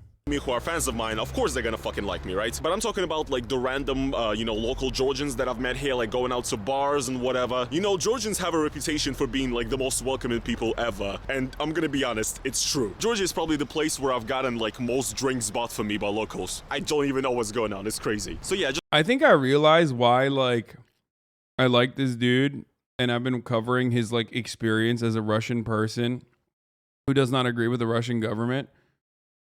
And like the shit he's been getting and dealing with, because like obviously shitting on him is incredibly unfair. No, it's not this unfair. It's not the hair and beard dumbasses. It's because if you're Muslim post 9/11 and you lived in a post 9/11 world, like Muslims had nothing to do with 9/11. Okay, just like random Russian dudes have nothing to do with fucking. Nothing to do with what Vladimir Putin and the Russian military has decided to do. Okay? But it's ridiculous. Muslims had a way worse experience than this guy. Yes, of course. I'm just simply stating that, I kind of see what the fuck's happening here with the way that like people are being incredibly fucking annoying about like how Russian people are or should be. Just want to clarify, I'm not gonna be like saying that everybody hates Russians right now, It's actually something that is going around in Russian propaganda right now a lot. Essentially, Russian TV is saying that, everybody abroad hates Russians, right? Nobody likes us anymore, and we should, unite under our glorious leader. That's kind of what the propaganda is saying. That is not the point of view I'm gonna be regurgitating in this video at all. But still, from my experience being here for the last couple of days, almost a week at this point, yeah, there's been cases where there's been both welcoming people and a few situations where they were not that welcoming. Okay, so for example, yesterday, Bolden Bankrupt is actually in town right now as well. He's here in Tbilisi, and we met up yesterday and we like went for a coffee, and then we were walking outside on the streets in the very center of Tbilisi, and we were actually walking by the parliament of Georgia, and there was like a small sort of, protest there, if I could call it that. It was like maybe like 5 people that were just standing there with like a banner saying Georgia stands with Ukraine, and also on the banner they had Saakashvili right next to Zelensky, which I think, as far as I understand, Saakashvili is kind of like an oppositional figure figure here, and not everybody really likes him. They were basically just standing there, kind of, you know, not saying anything, but there was a woman there that stood with like a banner, you know, with that quote about the Russian battleship, and she was basically screaming, you know, go fuck yourself. And you know me, I would just walk by that, right? But Bold and Bankrupt decided that he would engage in conversation, which was a mistake, but he did. Bold started, you know, responding to her in Russian, and he was like, what are you doing? Like, what are you talking about? I guess he just tried to, you know, provoke a reaction of some sort. And since Bold spoke Russian... Oh no, fucking Baldy, dude. Oh, Jesus Christ. Oh no. Oh no. Dude, that's not even the Russian in him. That's 100% the British, okay? He just can't stop. He is so fucking British, dude.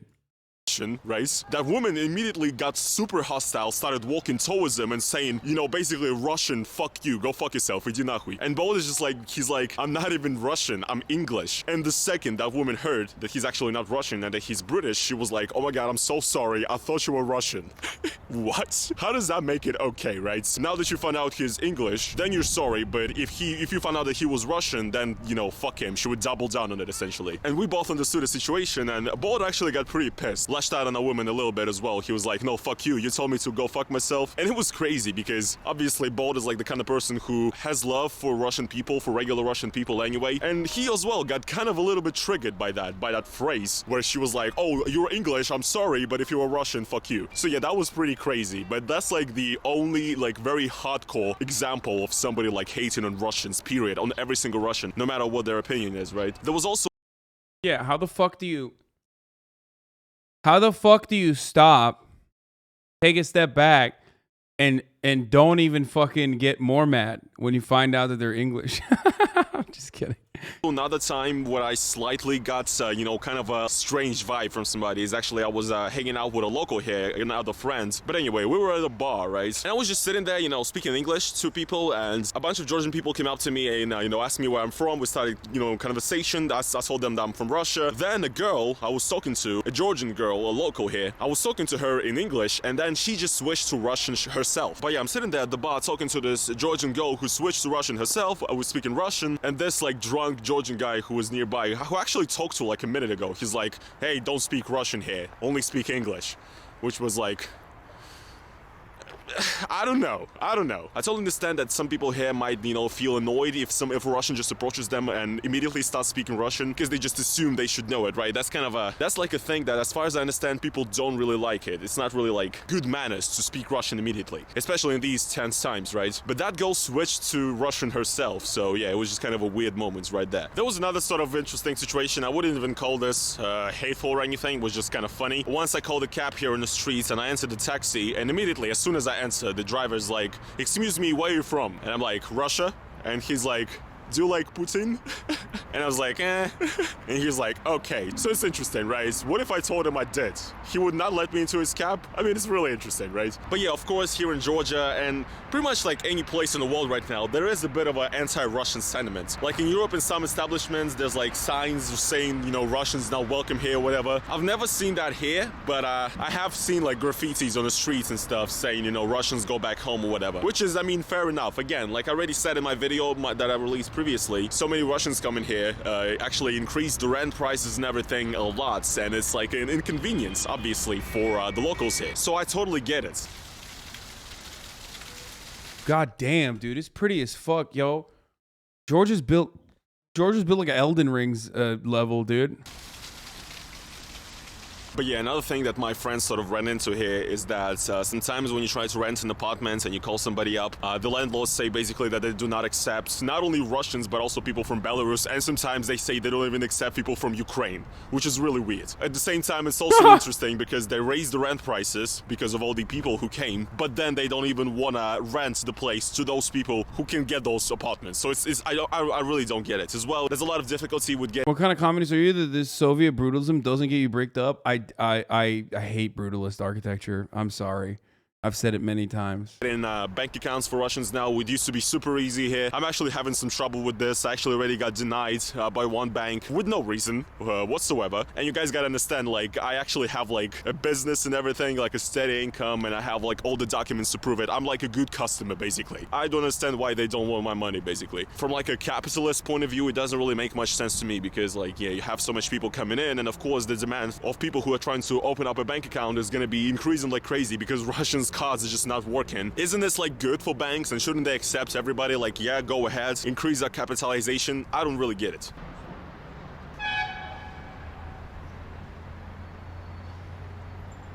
So yeah, that is basically what's going on here in Georgia as far as, you know, the Russian experience goes, the experience of being Russian. But also I would like to say that I definitely did notice an increase in, like, let's say Russophobia or an anti-Russian sentiment in the western part of the world as well online. So for example, if you go on like Reddit's like r/world news, which is a subreddit that shares... Oh no, well that's your mistake, dude. Never go on Reddit. Never go on Reddit, you know what I mean? Don't do it. Don't fucking go on Reddit. It's a terrible mistake. Also, don't get caught not being subscribed to the top of the hour because a 60-second ad break will creep up on you and just fucking boom, before you know it, blammo, 60-second ad break is right upon us. You know what I mean? Because it's the top of the fucking hour. Now, of course, if you want to avoid those ads, if you're like, I want to have an ad-free broadcasting experience, Hasan, how do I do that? Well, it's easy. You can subscribe for $5 or for free with a Twitch Prime. Prime is free as long as you have an Amazon Prime account connected to your Twitch account. Or by getting gifted a sub if you're lucky. Here's the 1 minute ad break now. Thank you, Kami Cole, for allowing 10 people to no longer see ads. News about Russia and Ukraine all the time. Like recently, just as an example, I've seen like... Brutalism is good for the environment. Concrete is sustainable, and brutalism tries to maximize usefulness over looks. Care more about the people inside than the stupid architecture? Yeah, I care about the stupid architecture. No, that I do. I love... Yeah, I think that I care about the aesthetics, for sure.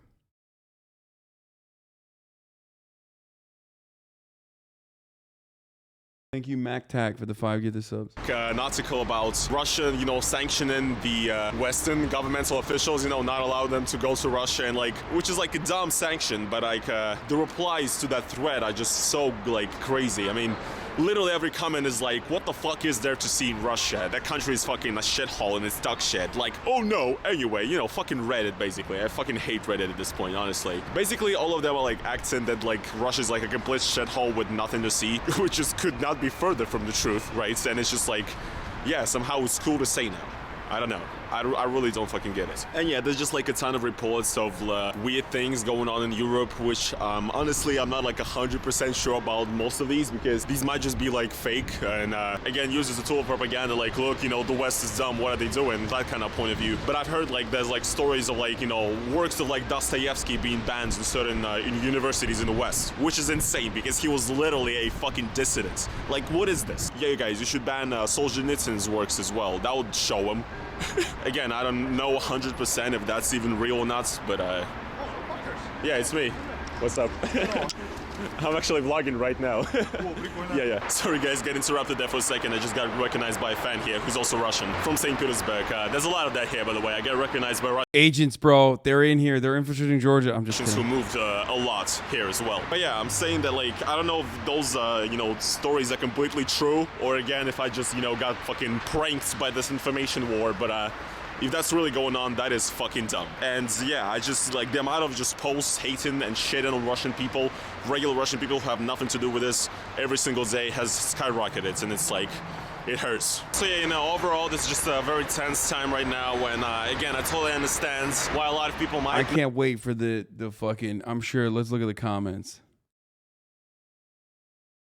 Actually, these are all his fans, right? So they're probably going to be positive. I can't wait. I don't assume anyone's gonna be like, yo, fuck you, dude. Yo, guess what? Like, the things that I see in this chat whenever I talk about the Russian perspective is literally like, that's how annexations happen. Little by little, Russians send YouTuber to preferred country. Okay, Moldova, Mama Liga. You know, just chill the fuck out, okay?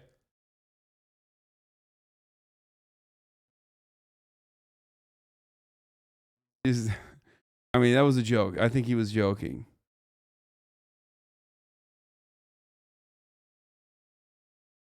No, they're mostly being nice, dude. The world doesn't hate Russians. They hate your government. Russians are great people. Many people from the U.S. is wondering why everyone hates us. We know.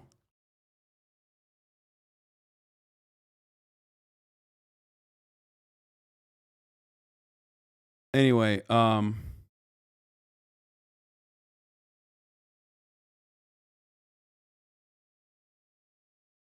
Sylvan Mama League is so brain broken that he thinks he thinks this is how Russia is actually annexing countries.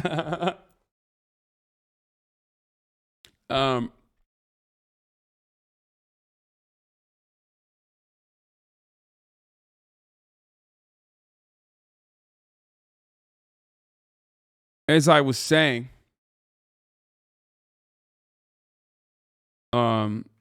it's a pretty sad state of affairs to just like shit on random Russian people.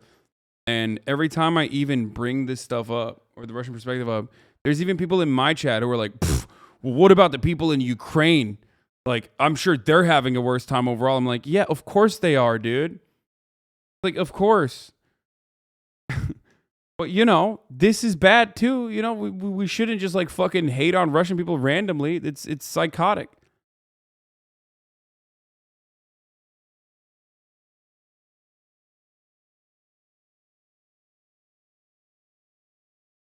Not be super welcoming to Russians, especially in Georgia, because, you know, Russia had a war with Georgia, and that as well kind of ruined the relations between the countries. Let's say it's been kind of slowly healing over time, maybe not on the governmental level, but just on the level of regular people's relations. What is this?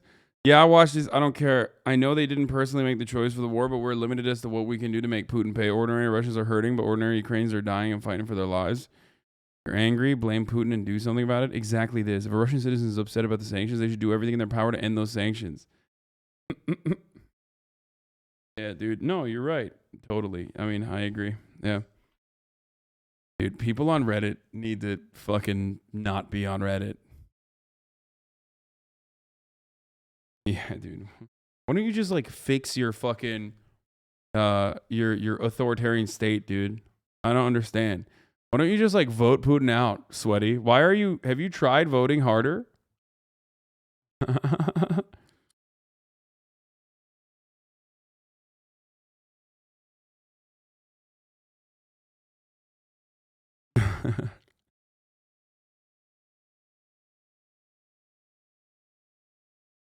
About to be like, damn, I never thought about this. Shit, dude. People are saying no, don't invade Ukraine. Fuck. Yo. Damn, boys. Pack it up. Ah, suka blyat, pack it up. Oh no.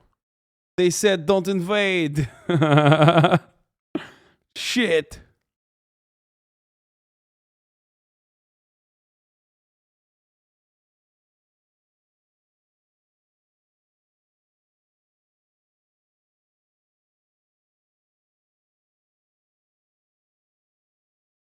Why do you shit on Americans so much if they aren't their government? Hey, you fucking idiot. I'm American. What the fuck are you talking about? I'm an American. I shit on America as a concept. I shit on Americans that have the, I guess, in this equivalent would be the pro-Putin attitude, who think like, no, it's actually dope that Ukraine is being fucking bombed into oblivion, okay? And it's my God-given right, bitch. What's it to you? Fuck off. See yourself out of the American business, baby, you know? There's nothing more American than fucking shitting on Americans.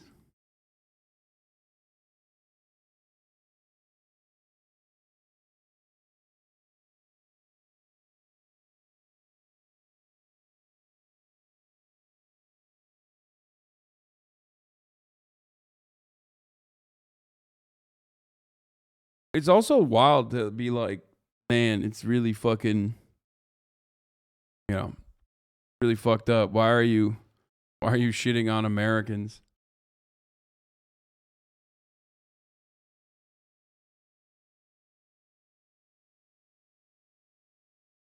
Oh my God, are you serious?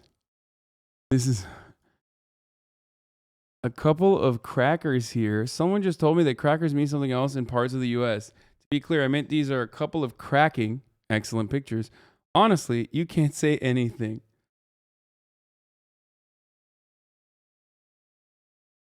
That's hilarious, dude.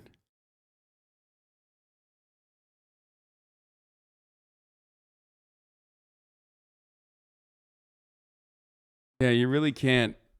Richard Palmer, Royal Reporter. That's awesome. Hasan the Hun immediately added me. See you next week, boss. Yeah, this guy, most racist person in the 1900s.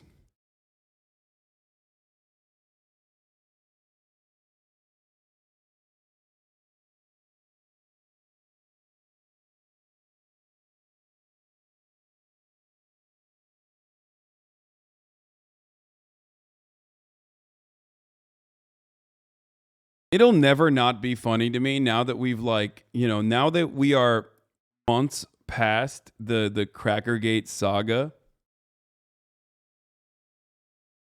It'll never not be funny to me how much the Reddit brain disease actually had real world outside of Reddit impact.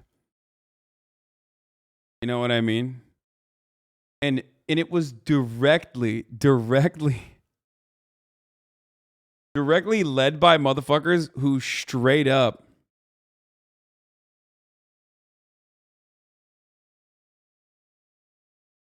directly led by dudes who just straight up say the N-word and want to say the M-word. Wild to think that it was actually LSF that got you banned for that. Insane. Yeah. People are still making video essays about it. Wait, what? Stop. There's no shot people are still making video essays to this day about the Crackergate shit.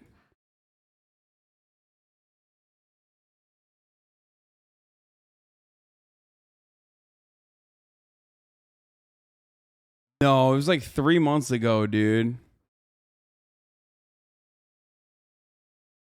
Let's see. I'm going to look it up. Hold on.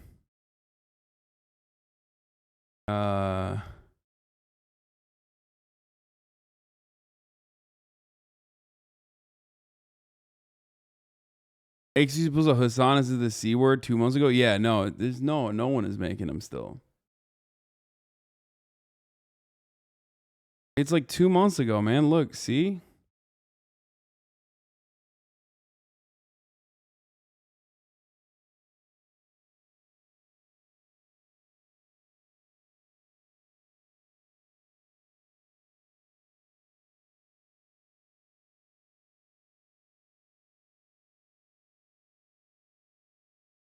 Are we looking at right-wing YouTubers now? Reviewing Hasan Piker and his love for racial slurs? What the fuck is this? God. Love for racial slurs? What?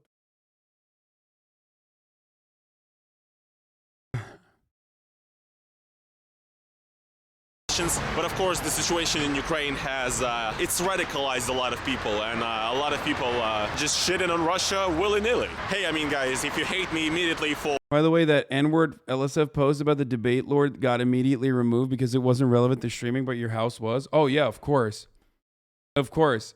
Shocked, I tell you, that a Twitch streamer straight up does blackface and says the N-word, and immediately that gets deleted off of LSF. So surprising. But my house was relevant. My car was, well, I guess at the point of the car, I was already banned from LSF, I think. But my house was relevant. And the C word gate was totally not whipped up by some of the most frenzied psychopaths who literally turn around and defend the N-word saga.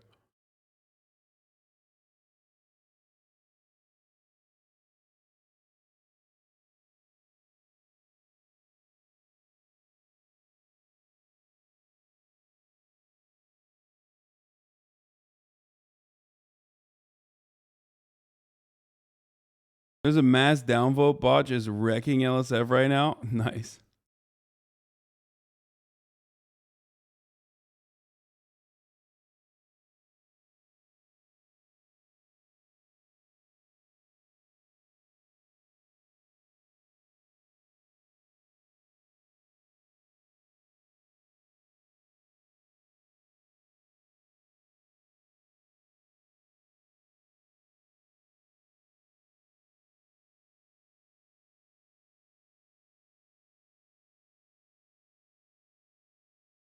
who I am and the country that I was born and grew up in.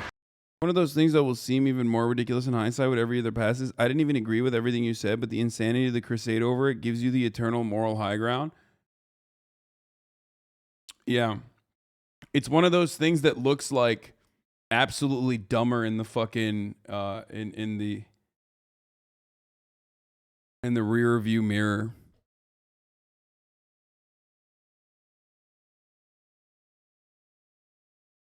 Okay, let's continue. Sure, go ahead. I mean, there's not that much I can do to change your mind. But if you're a person who understands that there's nuance and that even though I was born in Russia, I don't really stand for what is going on and I'm not responsible for it. So then we can be friends, I guess. But yeah. Anyways, guys, that is pretty much all I wanted to say in this video. I just wanted to make a video about this topic because it's something that affects me daily now. It's something that's on my mind all the time, and there's probably going to be some people who are going to be triggered and they're going to say, you know, this dude is playing the victim while Ukrainians get bombed or whatever. Please. Again, I don't know what the fuck is going on, but as far as my channel right now, guys, expect for me to make a bunch of videos traveling around Georgia, properly exploring the city of Tbilisi, giving you guys a nice little tour. But yeah, anyways, hopefully you guys enjoyed this video. If you guys did, then please make sure to slap the like button on it as well, guys. If you want to support me additionally, go down to the description. There's my crypto wallet. You can donate to it if you want to support me. And yeah, this is gonna be pretty much it for today's video, and I will see you guys in the next one. Hit a Keemstar diss track. Respect. Okay. I don't know if we can watch the smart gun, but here I'm gonna try to catch the Russia struggled to capture a Ukrainian town, and the intercepted radio messages show why.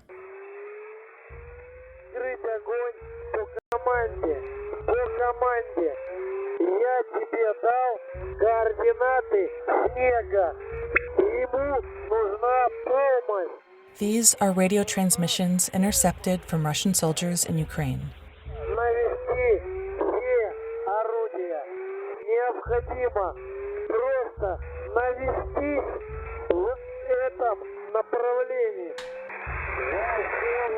Direct all weapons, you need to aim on them in that direction. What you're hearing are real-time battlefield communications between rank-and-file units on the front lines.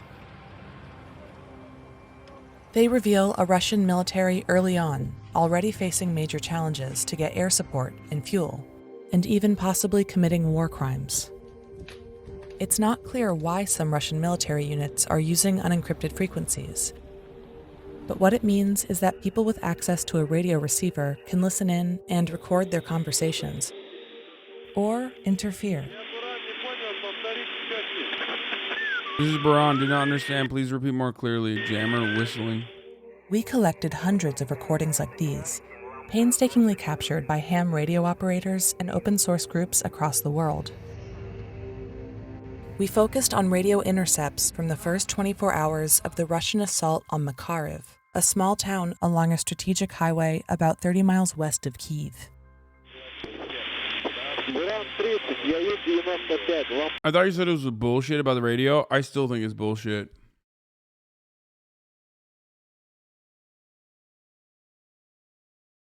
Can at least confirm that the speech in those radio messages is very clear. No Ukrainian accent, of course. Not sure if fake or not.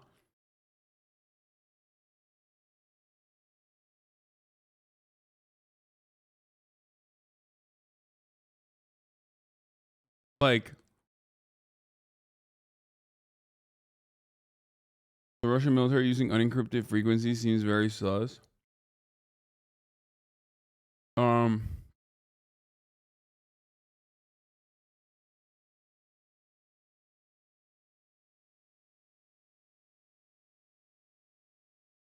mean, I've heard the same audio live on multiple people's independent stream. Dude, it does. Maybe it's real. I don't know. I mean, maybe it was a fucking. Maybe it was a misstep or something. But it does seem like. It does seem really fucking crazy. To just like.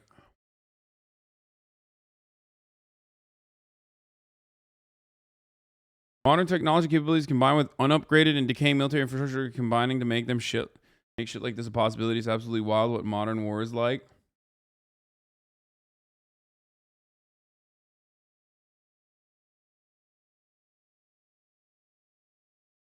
Radio War Nerd mentioned that the officers frequently skimp on maintenance and infrastructure since they were surprised to be deployed. They're probably lacking that stuff.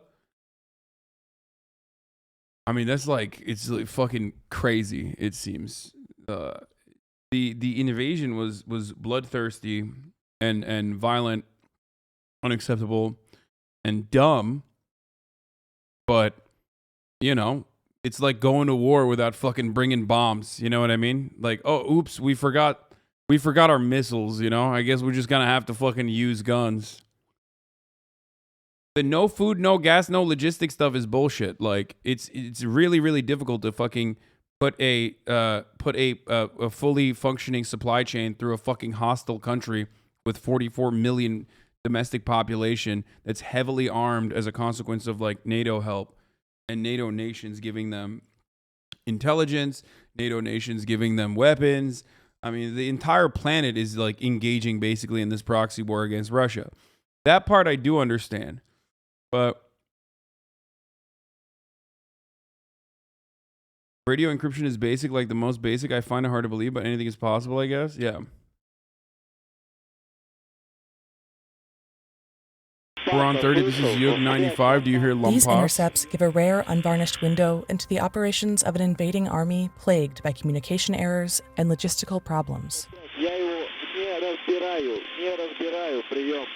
Can't hear So him. I how cannot did hear we him determine over. these were Russian troops speaking? By linking these radio exchanges with visual evidence and eyewitness accounts. Listen, for example, to this next transmission about a battle in a village called Motizhin. Retreated from the locality of Matsin.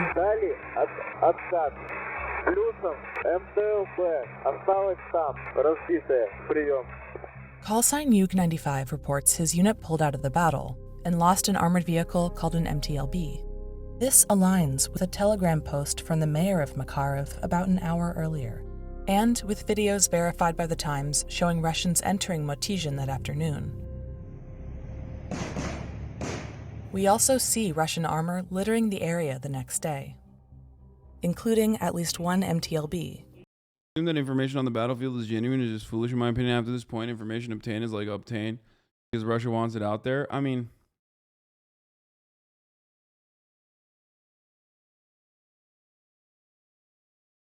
who knows? Maybe they were. I mean, my point of view on this sort of stuff is that, like, if you think it's if the answer to your question, if the missing puzzle piece is, oh, they're just too stupid and they overlooked it, oftentimes it's probably not the case. And the reason why I say that is because, the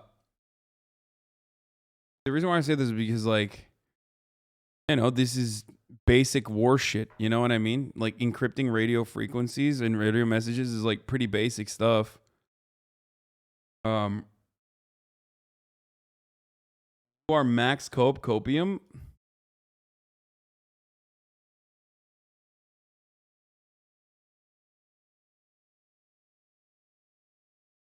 To a certain extent, it seems dumb the Russians wouldn't have enough OPSEC to use unencrypted comms, but by the same token, it seems kind of legit. Bro, how the fuck did they get them to not use their phones? Because, like, the one thing that has been harming the Ukrainian side, specifically, like, the foreign battalions, but also just the average Ukrainians, is, like, their cell phones. They're using cell phones, which is, like, basically the best way to just, like, get it lit up. But if they have enough OPSEC to not use cell phones, then, you know, it's wild that they would overlook this part. You know what I mean? Like, it seems crazy. Do you understand why I think it seems crazy? Because it's like not being able to adequately predict how muddy the terrain is going to be is one thing.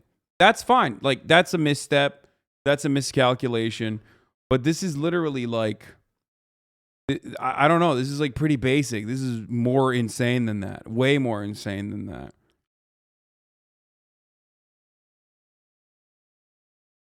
Like Yug-95 reported, Motizhin is just one of many specific battle locations around Kharkiv that we heard Russian troops mention on the radio intercepts.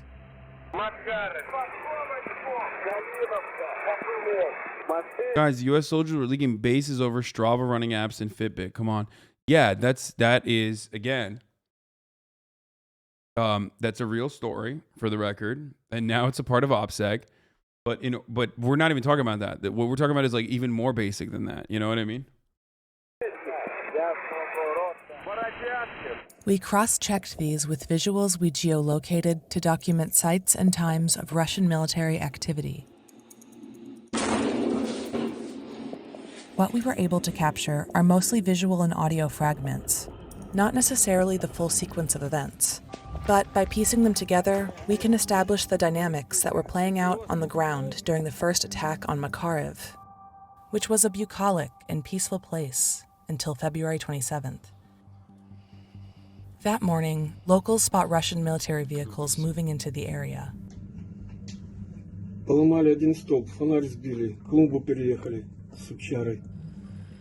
Within hours, we hear Russian troops on the radio giving battlefield updates.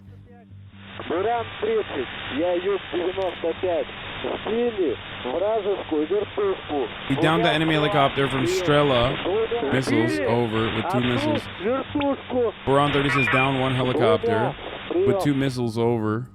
Over the course of the assault, Russians openly disclose attack plans for anyone to hear. Nick 2, this is Almaz. For your information, in 10 minutes, our fighter jets will begin working. Did you understand me? Their language is often raw. Give me all the fucking coordinates. Let's make strikes. We'll fucking blow them apart into pieces. These bastard motherfuckers over. Looking out of their windows, residents see firefights erupting. In the following radio transmission, we hear repeated orders to strike an entire residential area after it's cleared of so-called property, which is likely code for Russian personnel or equipment. Buran 30, this is Yug 95, over. There was a decision made to remove the first property from the residential area and to cover the residential area with artillery, over. Speak slower, please. Repeat it again. He's like, bro, please tell us the war crime that you're about to do. Homie was like, are you saying you're about to do a war crime? Please say it slowly into the microphone. I didn't fully understand. Are we gonna do? I can't hear you. Can you tell me what the details of the war crime you're about to engage in are? I mean, dude, it's probably real. It's probably real. You know? You guys are fucking hopped up.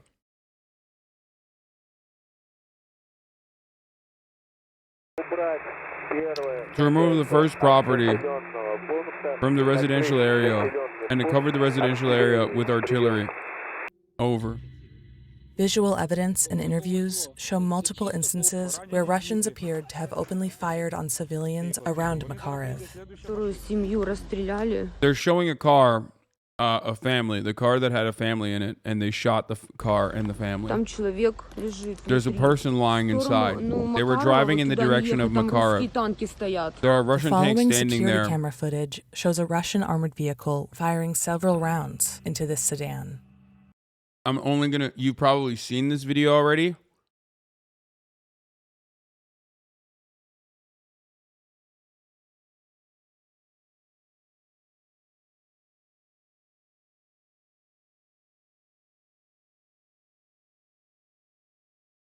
Don't they say that 40% of American soldiers who are new are unwilling to kill enemy for certain reason, purposely aim above enemy soldiers? I wonder if some Russians are doing the same. What do you mean? We're about to see, well, we're not going to watch it, but this is an instance where they're not doing the same.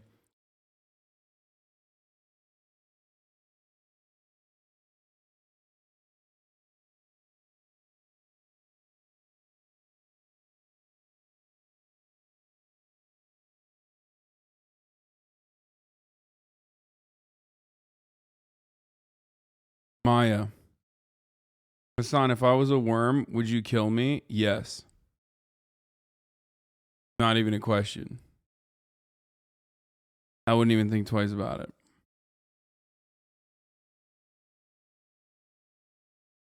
What do you mean? You're a worm at that point. You're not you.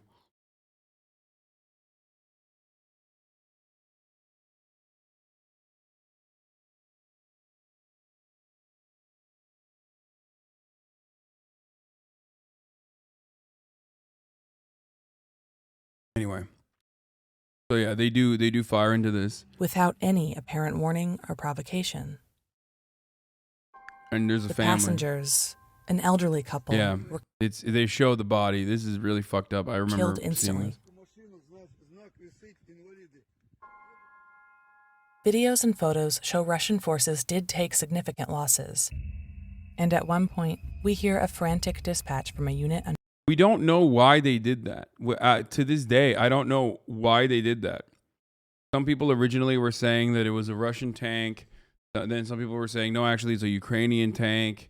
I guess it's definitely, I mean, it didn't have a Z on it, but I have no fucking clue why they did that. It is so insanely fucked up.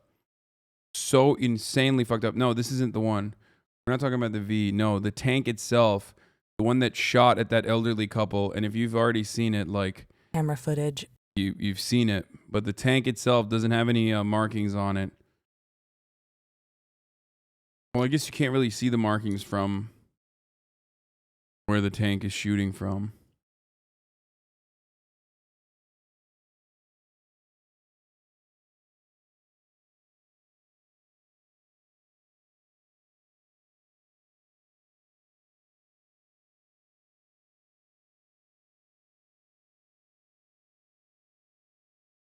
There's a tank that veers and drives over the old lady. No, that one was an armored personnel carrier, and that was a Ukrainian armored personnel carrier that had lost control. That wasn't a Russian one. That was confirmed. That absolutely was a Ukrainian armored personnel carrier. Luckily, the person didn't die, but they were in an active firefight. And yes, the person in the car literally survived. Yeah.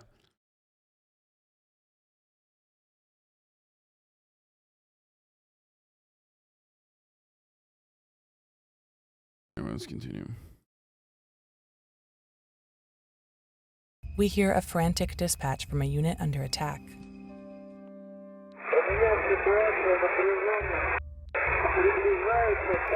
They shot from the car first?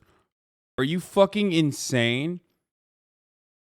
They shot from the car first? Have you seen the fucking elderly couple with their faces melted? They did not shoot from the car first, you fucking idiot. What's wrong with you, dude? What the fuck? Christ. Literally a fucking elderly couple.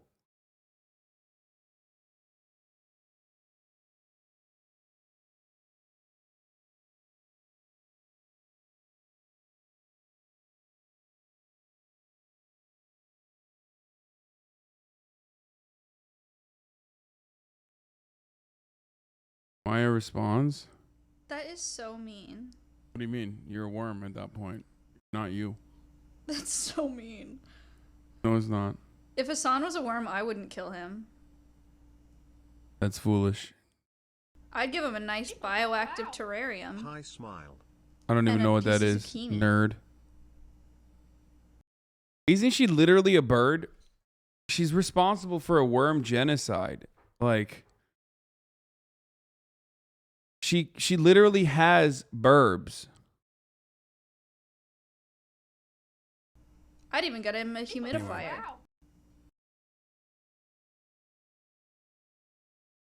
She would literally feed me to one of her burbs.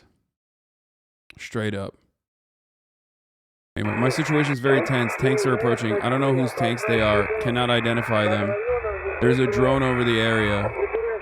And the area is under fire from all directions. There are even moments when call sign Baran 30 sounds close to tears. This is Baran, over. Will you be able to drive over here? Over. I won't be able to drive there. I won't be able to drive there. The roads are under fire. On the way here, I was fired on. Over the course of the initial battle, the skies were rocked with explosions. In a series of radio exchanges, we hear how communication failures delay urgent requests for air support amid mounting casualties. Ask Lumpas for air support. From the heli, do you understand me? Over. Yuk 95, I understand you, I can't reach Lumpas. This is Baran, over. I understood you. Understood you. Keep trying. Keep trying. Over. The boys 30 are minutes suffering. later, Suffering. air support still hasn't arrived.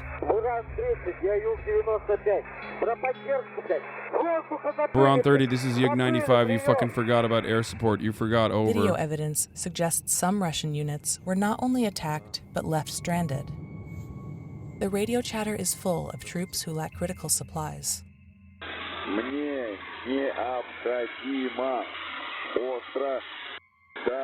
I urgently need refueling, says Serena 03. Water. Supplies. Serena. Over.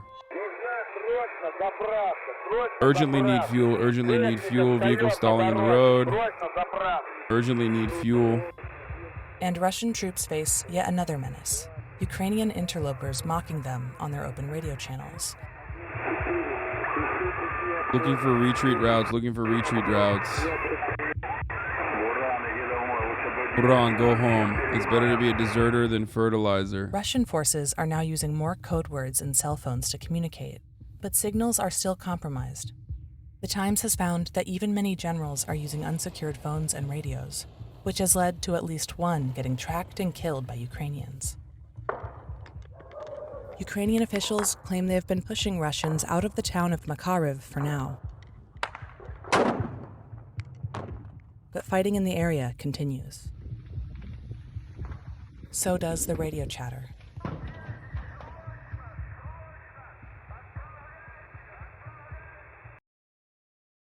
What is it? The foreign fighters in Ukraine? Did we see this already? Oh, we did, yeah.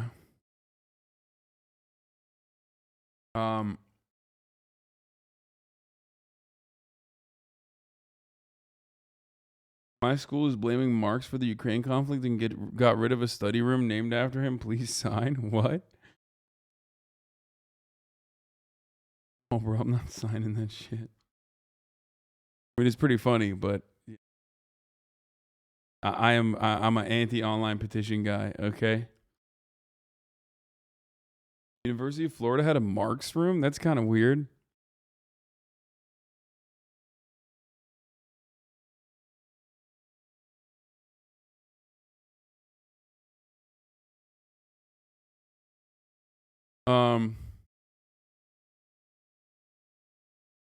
Careful drawing conclusions from the Ukrainian videos. Wait, what is this? Alright, short one. I had said in my last Q&A video that I was generally going to hold my peace on the current Ukraine goings on, because though there is a great demand for information, there is very little stuff coming out which is useful from my perspective to assess and pass on to you guys. There have actually been a couple of interesting snippets, but by and large, I believe that that position still holds true. I have little to add to the current discussion in terms of constructive information.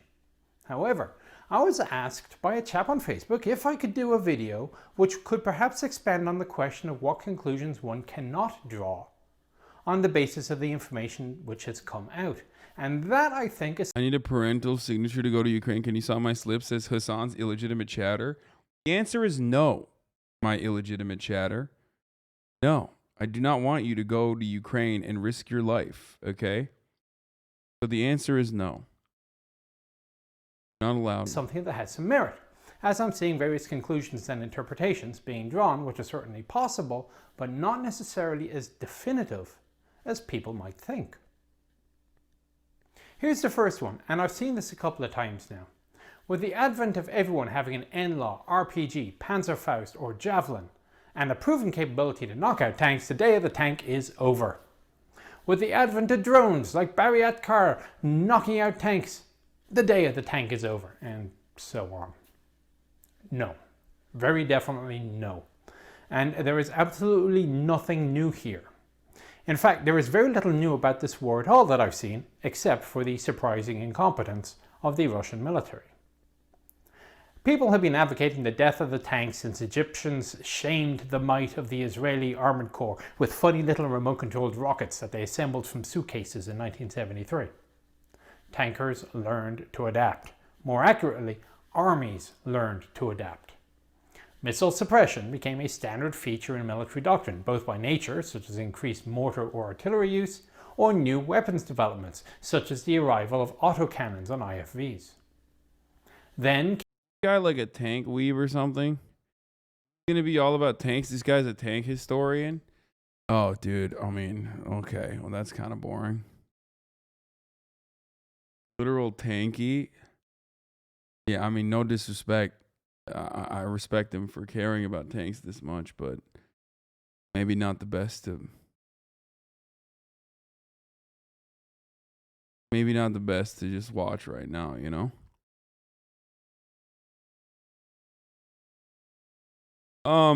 Ukraine War Special Report, soldiers in Kharkiv take on the Russian army. Start tonight with a special report from the city of Kharkiv, less than 25 miles from the Russian border. It has faced relentless Russian missile strikes and shelling.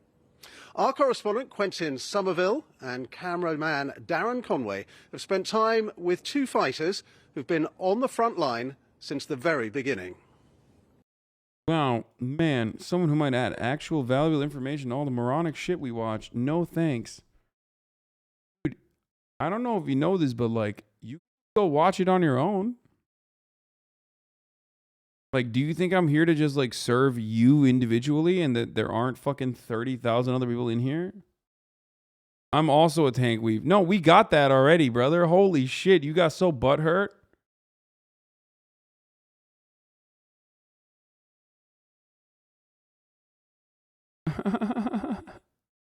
He got fucking mad. He's like, what the fuck? We need to talk about tanks. Finally, as a tank weeb, he was like, finally, the one time we're going to talk about tanks. Like, no, fuck. God damn it, dude. I was literally waiting for the fucking tank conversation for the past 3 months that I was subscribed to this motherfucker. And the one time we're about to have it and we just move on from it? What? The fuck is this? A month. Oh, I actually, I Democracy Now! Played this earlier this morning as well. Hate the U.S. 100 Russians? Oh, come on, dude. Ew, not base, dude. These Russians suck. Imagine not hating the U.S. Couldn't be me, dude. Ew. Okay, we'll watch that and then we'll get back to the. I got a pee. У меня нет никакой ненависти к людям. Я за мир во всем мире. Я не то, что ненавижу, я, в принципе, негативно к ним отношусь. Просто из их политики.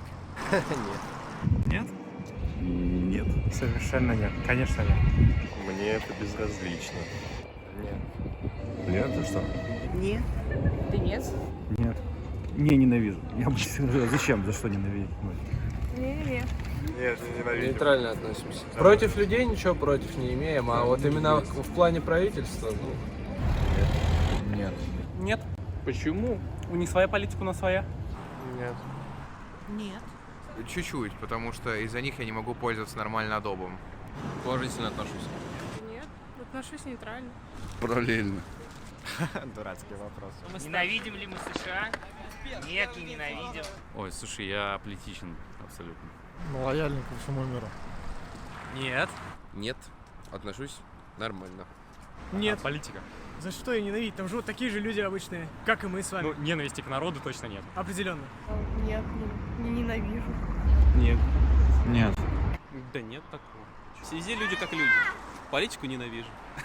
Вот политику вообще терпеть не могу. Нет, нет, у меня нет причин их ненавидеть. Нет. Нет. Ненавидите ли вы США? Это вопрос диалектический. На него однозначно ответить нельзя. Я никого не ненавижу, я ко всем отношусь по-человечески. О, нет, ну можно я не буду на эти вопросы? Нет. Нет.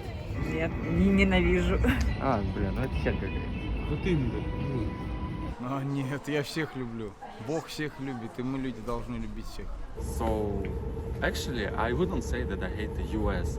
Thanks to US, we have YouTube, and thanks to YouTube, we have 1420 channel, right? And 1420 channel is about Russian people. Bro, we know this motherfucker doesn't hate the U.S., bro. Look at him. He looks like every TikToker, bro. He looks like a Ameribu. I mean, takes one to know one, obviously, but...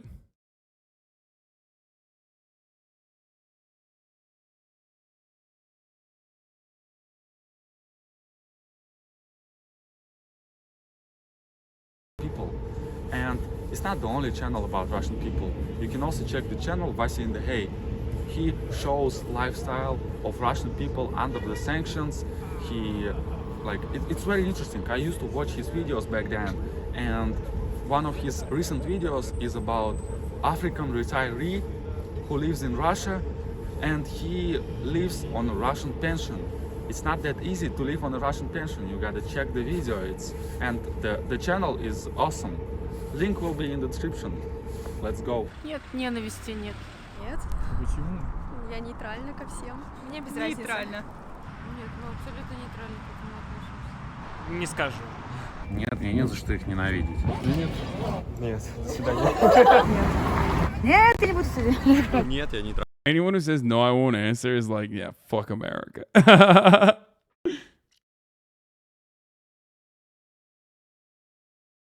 You're live, dude? Okay, well, so what? I know I'm live. Нейтрально отношусь к этому. Нет, конечно. Я очень хорошо отношусь к США. За счет чего мне не любить США? То, что мне кто-то говорит относительно того, что кто-то мне там может желать зла, нет. You don't believe that? No, Americans do hate him. Dude, homie does not know this, but I'll tell you this much.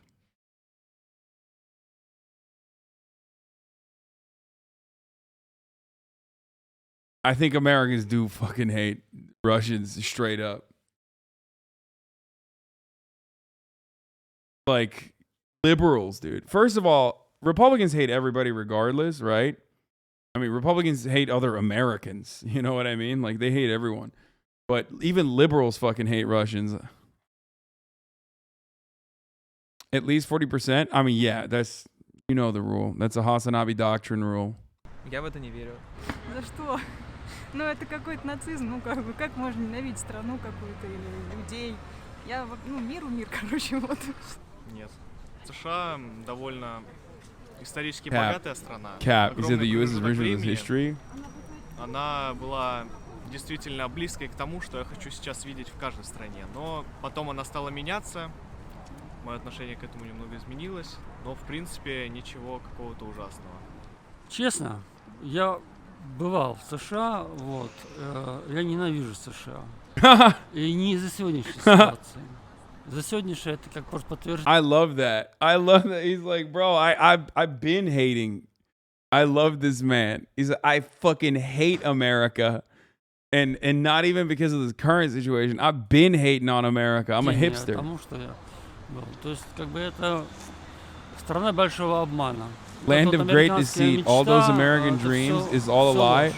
Не очень люблю такие вопросы, потому что все-таки стоит разделять политику и людей, которые живут в государствах. Я как бы житель планеты Земля, и я уважаю всех людей, я уважаю каждого, кто живет на этой планете, независимо от того, в каком государстве он живет. С точки зрения ненависти, наверное, у меня ее нету. Но вот последние действия, которые Америка совершает там типа с экономической точки зрения, они очень, ну не знаю, но это же супер очевидно, что как бы душить народ страны для того, чтобы она вышла на восстание, чтобы свергнуть как бы диктатора. Какой бы он бы не был бы диктатор, если здесь полыхнет, здесь будет пизда вообще полная. Скорее людей, которые выбрали старика, который ничего не помнит. Муж первой леди заболел. Damn, he said Brandon's got no memory. What? Коронавирусом. Ты муж первой леди, дебил. Люди США, что я знаю, я с ним общаюсь периодически. Okay, this dude 100% is a marabou who like absolutely goes on fucking like 4chan and like Reddit and shit, and is like constantly. I probably banned this dude in my chat. Okay. I probably banned him in my chat already, like, for saying some fucked up shit.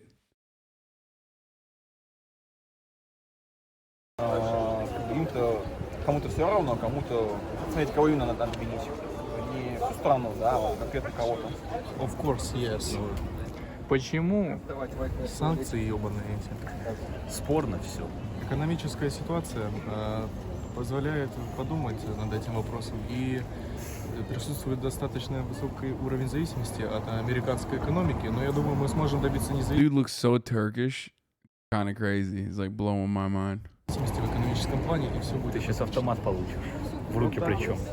Нет, почему я должен их ненавидеть? Ну вот срут в подъездах у нас. лампочки выкручивают. Эти шутки, которые мы всегда про каждого президента Соединенных Штатов говорим. Ну, шутки шутками, а так я бывал в США, и, честно говоря, там такие же люди, как и мы, живут.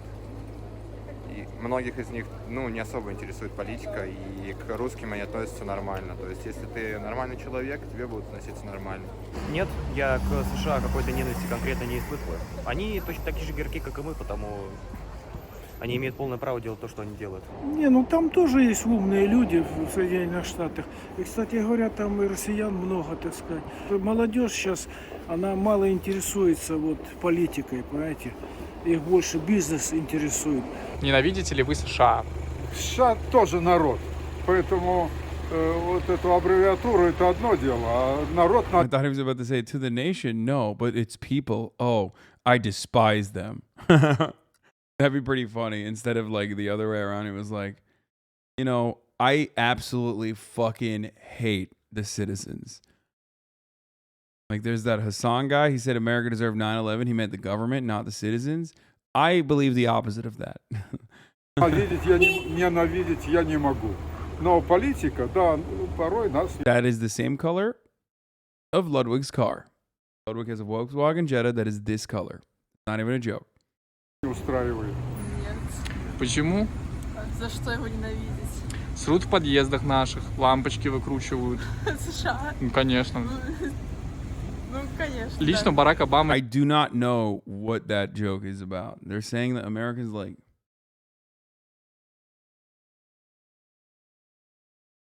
Turkish oligarchs are the worst hogs in the world, bar none.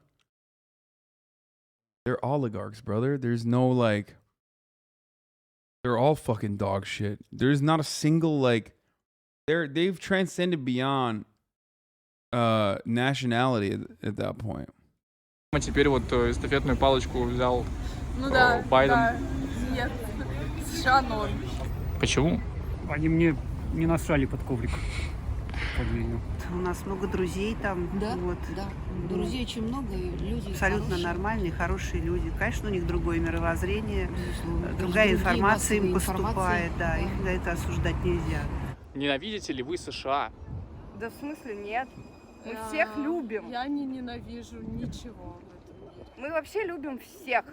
Я не так, мне кажется, отношусь. Ну, а если поконкретнее, граждан ненавидите? Нет. Я не могу ничего сказать, я довольно доверяю. He said, no, I will not elaborate. Okay? I hate them and I will not tell you why. Okay, let's watch this. Let's go back to this. I'm done with this. The Russian guns still haven't silenced Ukraine's cry for freedom. At the Kharkiv Philharmonic, Maria Baranovska may not have an audience, but this isn't a city abandoned, only a city half gone. This is pretty badass. I mean, dude, they are... Dog, this is why America is giving them $125 million just for media, okay? They fucking... They're cutting like 4K fucking videos and shit. I mean, goddamn, dude. She remains here with her 10-month-old boy. Staying is her duty. I believe in our victory. I know. Someone said, somebody come get her because she dancing like a stripper. Yeah, like the fucking merchants in Elden Ring. She just starts busting that out, dude. Oh, no. Know that the armed forces of Ukraine will protect their home. We just need to be a little bit more patient. Standing united. I mean, that's fucking... This is propaganda, and it's very good propaganda. Fuck, holy shit, dude. Look at this. Dog, they're in a war zone. They stopped to film this. Bombings are still happening. You know what I mean? Good as fuck. God damn, it's good. With the boys defending her and her son. A month ago, 22-year-old Vlad said goodbye to his own mother and went off to fight. He and fellow private, Mark, have been here ever since. They've quickly grown comfortable with war's daily tempo. They have the upper hand in Kharkiv. The first 3 days were the hardest when they drove the Russians out, but now their duties at this small base have fallen into a pattern. What are you fighting for? What are you fighting for? For peace in Ukraine. And what about you, Mark? For the record, people are saying that all over Telegram, at least, that Mariupol might be gone, and that Chechen soldiers are hoisting flags over buildings in the left bank, and that Russians have taken over Mariupol in its entirety. The Russian forces have taken over, but I don't know if that's true or not. But that is what's that's what's being talked about, which is fucking weird because you're not seeing it anywhere yet. Like, none of the fucking OSINT channels are reporting on it.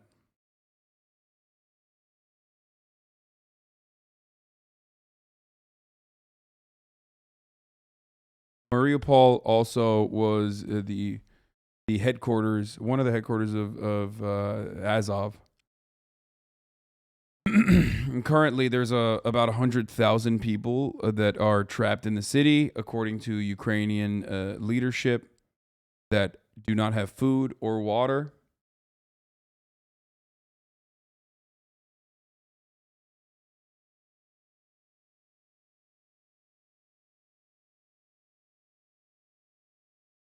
But once again,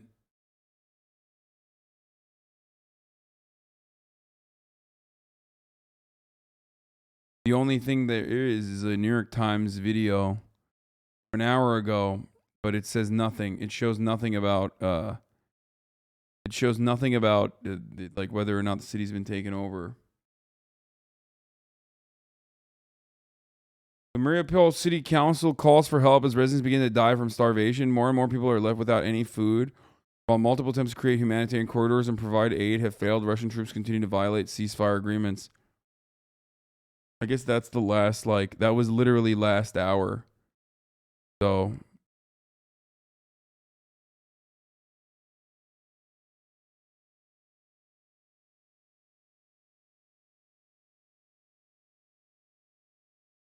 Did I misunderstand, or you said millions of U.S. spending in Ukraine media? Yes.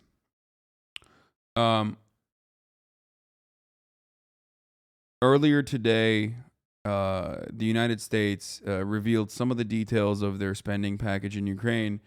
And out of the $10 billion, I believe, $125 million was specifically designated for Ukrainian media, which is normal. For those of you who don't know, I mean, you might be unaware of this, but it is actually it's commonplace. It's super common practice to add a fuckload, like hundreds of millions of dollars into media operations, like Voice of America, shit like that. They do it all the time. So.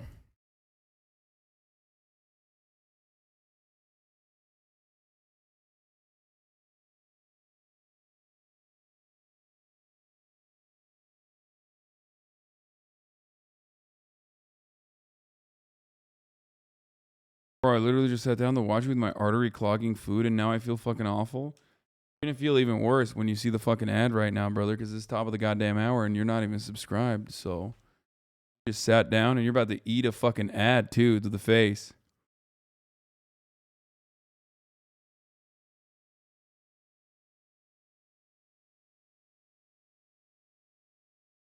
Oh, by the way, there are currently no foreign journalists in Mariupol too, for the record. That's one of the other reasons why, there's not a lot of credible information coming out of it, and no one has been able to cover it. Hostenox, thank you for allowing 10 people to no longer see. You are the worst human being I've ever seen. Yeah. Well, at the top of the hour, there's a 6-second ad break. You might not like it, but it's just the way it is, okay? And if you no longer want to see those ads, all you need to do is subscribe. You can do for $5 or for free, or get gifted a sub like the one that Hostenox just delivered. Okay, here's the 1 minute ad break now.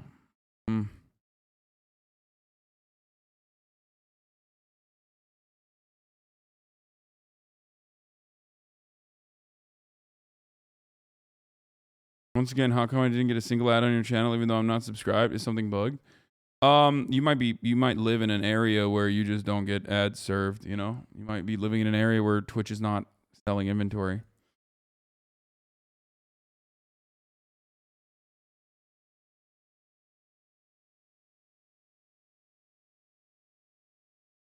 This dude has been subscribed for 5 months and didn't know that he could send fucking any mods. I want to share a tweet. Oh, I can post links. How are you a 5-month sub and not realize this? Homie's been in here for 5 months. Yes, dude. People who are subscribed can send links. That's how you know I don't fucking promote any of the benefits that you get from fucking subscribing other than avoiding ads.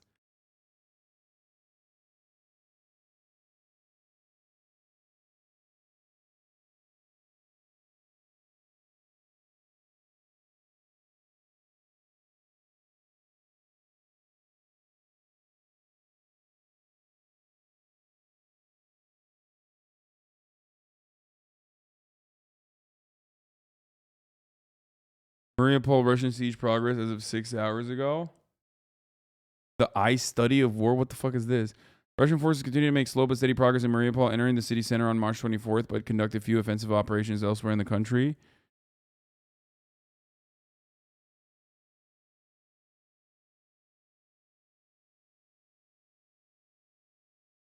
Not every sub's gonna be posting links. Dude, please stop. I will take away your link privileges.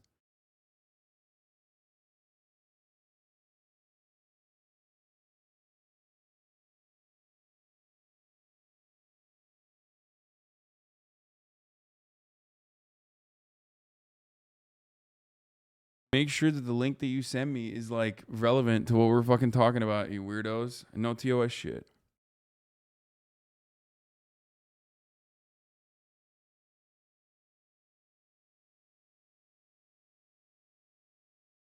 This is a Raytheon funded think tank. Well, if it's a Raytheon funded think tank,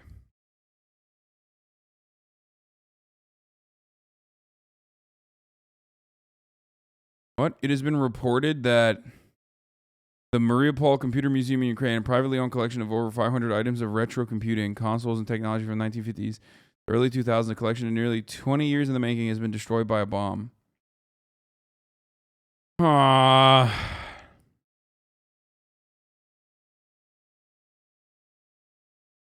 Oh shit, that's it. Software and Computer Museum. He said it's still tweeting. That unfortunately is true.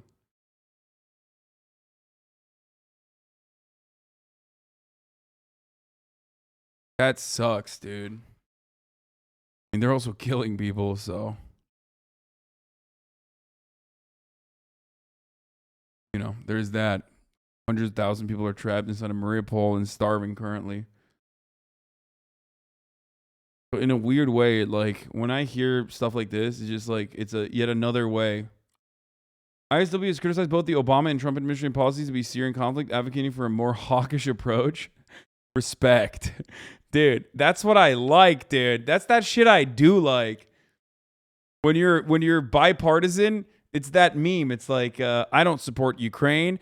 I don't support Russia. What I do support is the profit motive of the military-industrial complex. And it's like a fucking bunch of like Raytheon, like Northrop Grumman. I love that. I love that fucking meme.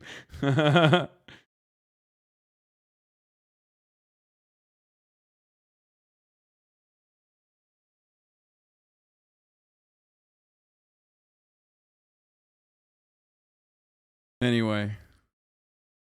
Charge of the intercession of the Mother of God, which Russian forces seized on March 24th. Russian forces captured a government administration building in Mariupol on March 18th. Mariupol theater, which the Russian Air Force bombed on March 16th. These are the assessed Russian advances in Ukraine, assessed Russian controlled Ukrainian territory, and claimed Russian control over Ukrainian territory. The Azovstal metallurgical factory, which Russian forces claimed control over on March 10th, is right here. The Chechen fighters are geolocated to this position on March 20th. So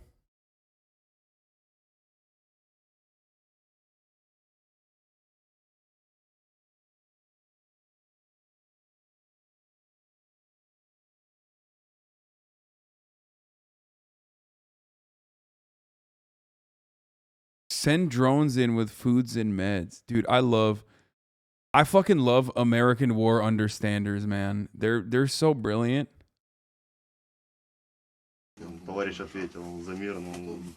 Like my comrade just said, for peace in Ukraine. These people came to our land. No one was waiting for them here. No one asked them to come. And when you're speaking to your mother, to your girlfriends, what do you tell them?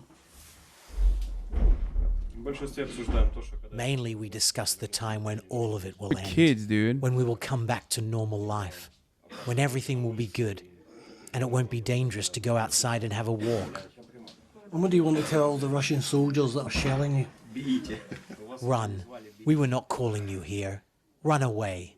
There is nothing else to say. Either you stay here forever, in the ground, or you go back home and stop killing children and destroying homes and families. Go back home while you are still alive. Their steady determination and a little help from Western weaponry have got them this far. It's time to head out to the front again.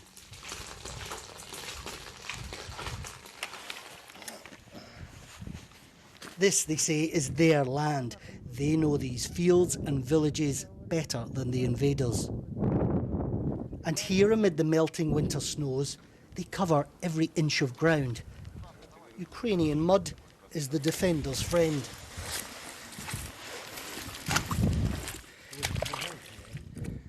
Mark's foxhole has room for one and offers just about enough protection from exploding Russian shells. Suddenly, on the horizon, there is movement. An enemy scouting party is spotted. What the fuck? Are they gonna... The Russians shoot back. But the danger here is artillery. Mark tells us we have to move. The Russians will definitely respond, he says, 100%. It's time to seek better cover. What is it like spending day and night out in those tiny, tiny little trenches? The shifts are longer during the day. What the fuck?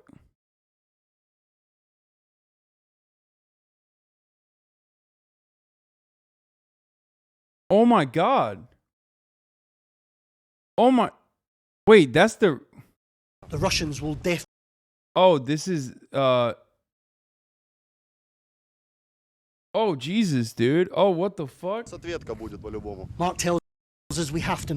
Yeah, I mean, that's straight up. That's... is that a totem cough? I can't tell if this, like... Move.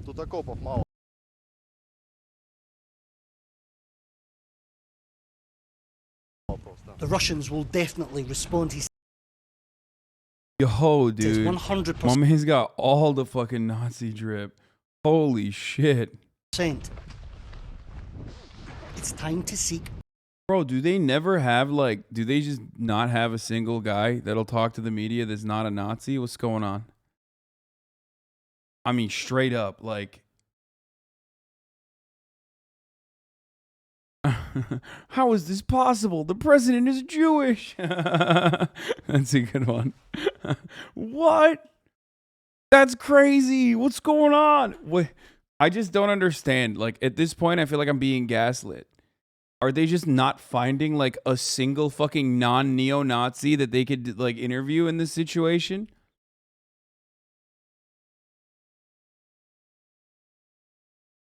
Half of them don't know what it means. Dude, shut the fuck up, dude. That's such an idiotic fucking take. Homie, like, people make that argument about, like, the, you know, Asian fascination with like, Hitler and stuff, right? Which even then it's bullshit, okay?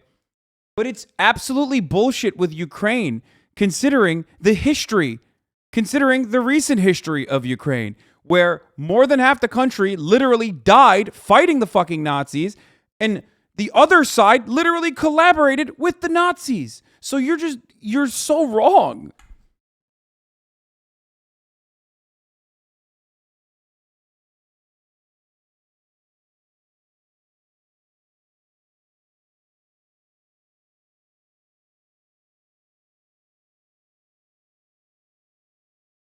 It's not Nazi. Search Kuperjanov, Pataljan. Many countries use skull. Dude, that was literally the Totemkov skull. I mean, that was this one.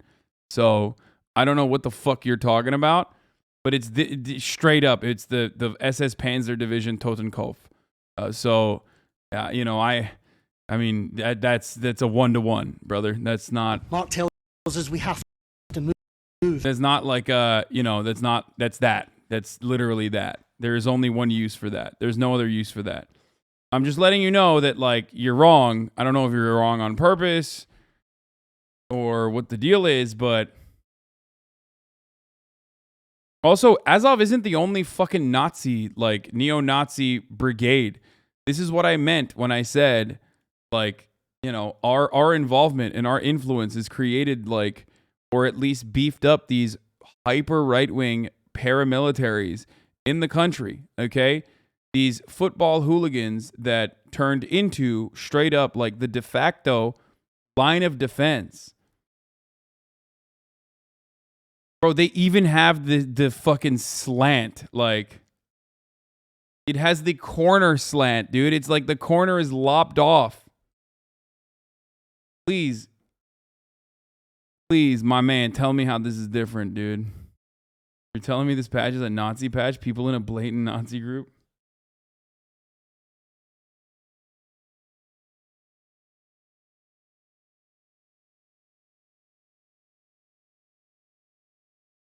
No one cares is a cool skull symbol. Dude, you know, you can just say, like, oh, yeah, well, you know, these guys are Nazis and we probably, you know, it's going to be fucking really, really shitty down the line. But what are you going to do?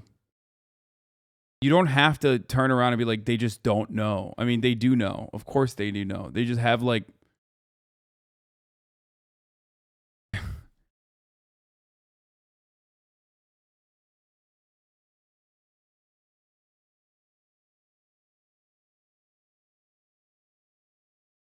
do you really think this kid knows, though? Maybe he just got a uniform with it? Dude, what? That's a patch.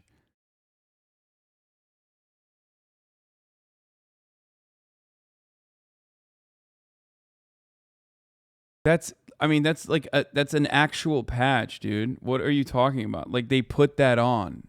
That doesn't come with the uniform. It's Velcro. Like, he bought it. The Russians will, you know? definitely respond. He says 100%. It's time to seek better cover. What is it like spending day and night out in those tiny Damn, so that, like, fucking Ukrainian violinist, like, that Ukrainian violinist's son is just a straight fucking Nazi piece of shit? That's so, oh, God.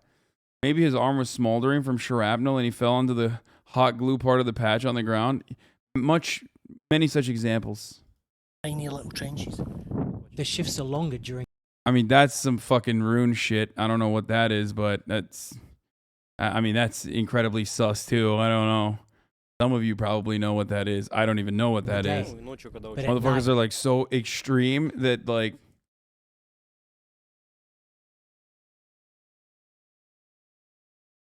Thor's hammer. Why does everyone open every door looking for an excuse for why they're not Nazis? They don't want to feel bad about their unconditional support, which, like, I support Ukraine too. I don't know why you feel fucking bad about, like, these motherfuckers being Nazi. The Kuperjanov infantry battalion patch looks nothing like this. My man said everybody uses skulls like this. Yeah, bro, this is a little different than this, I think. I mean, you tried, so congratulations.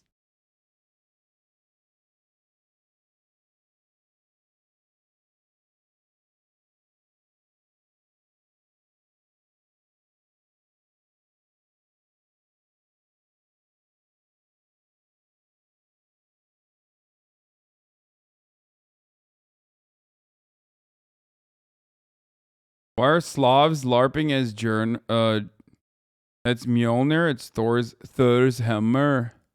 Very nice. When it's cold. I mean, Nazis would LARP as Nords, so Why do his superiors allow this shit? What do you mean? His superiors are literally fucking straight Heil Hitler Nazis, dude. What the fuck are you talking about? Yo, I don't think people understand. Like, you think I'm joking when I say the Azov Battalion and a lot of the fucking National Guard, unfortunately, were hyper radical paramilitary groups that got straight up fucking training from the CIA. The people that were training the Territorial Guard that we saw in American news, which is like, they would literally have like Swazis on them, dude. What are you talking about? They just straight up are Nazis. Like, it just, and it's not just like 100 people, okay? It's not. I don't know why people fucking constantly try to minimize it. It's not. People just want to feel right and feel just and don't want to think about the fact that, like, you know, our most important involvement in Ukraine straight up was this, okay? Our most important involvement in Ukraine was legitimizing these fucking fascists, all right? I saw Johnny Harris say it's 1% to 2% of the army. Do you think that's accurate? No, dude, it's... Dude, Svoboda, which is like the fucking far right, you know, super far right Nazi party, okay, got 3% of the vote. And people were like, oh man, that's just 3% of the vote. In a country where there's 44 million people, okay? It's like, you know, some kind of Nick Fuentes political party, like America First Party getting 3% of the vote. It would be a huge problem. And it is a huge problem. Like the AFD is a huge problem. Now, what makes matters worse...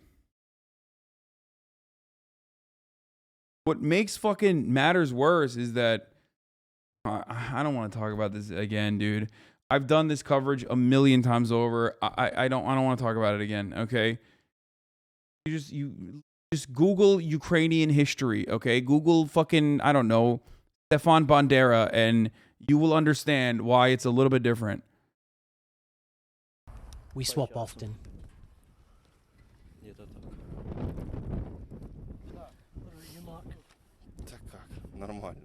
It's okay, you get used to it. Humans can adapt. Humans can adapt to everything. What's going on right now? That's another patch. I don't think that's the Black Sun, but I don't know what the fucking patch is, but They are targeting our position.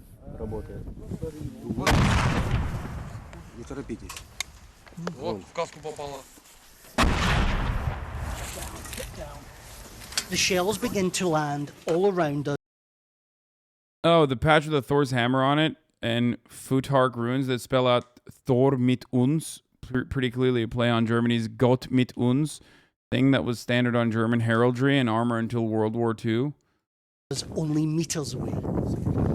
Nordic equals racist? Yes, dude. Nordic runes are very commonly fucking used by Nazis. That's why I said Nazis were like really fucking into Nordic runes. Like that was what they're, weirdly enough. Yes. Like they kind of ruined a lot of the cool ass Nordic runes, unfortunately. And neo-Nazis unfortunately also continued their fucking LARPing and their interest in runes. So yeah, that is a very real thing. So when you sometimes see fucking runes, you're like, I don't know. This could be a normal rune, or this could straight up be like a Nazi thing.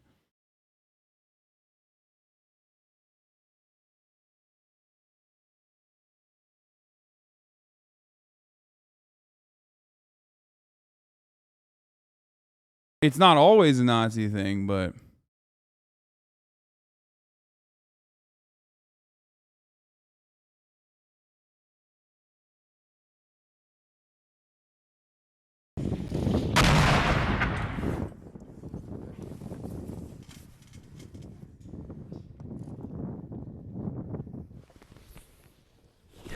You can see what they're up against here. This is daily, but the steadfastness... I mean, they literally stole the swastika. Yeah. Like, think about that.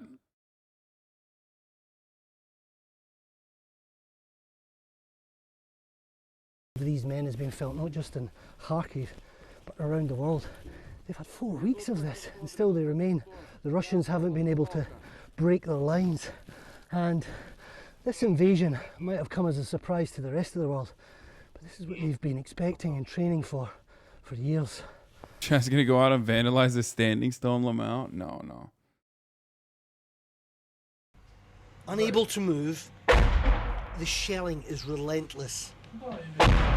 These bombardments are endless. This is Russia's tactic of choice.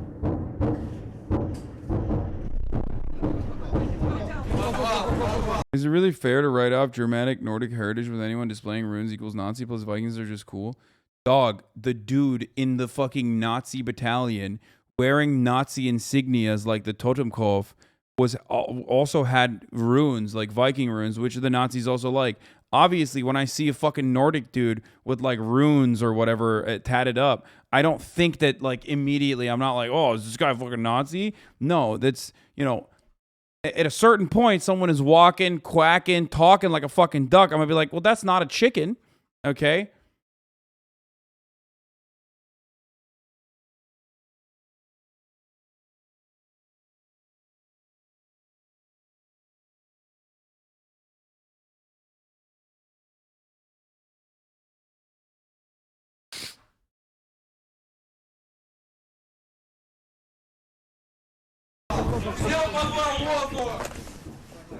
We're told for the third time that day to get into a nearby underground shelter.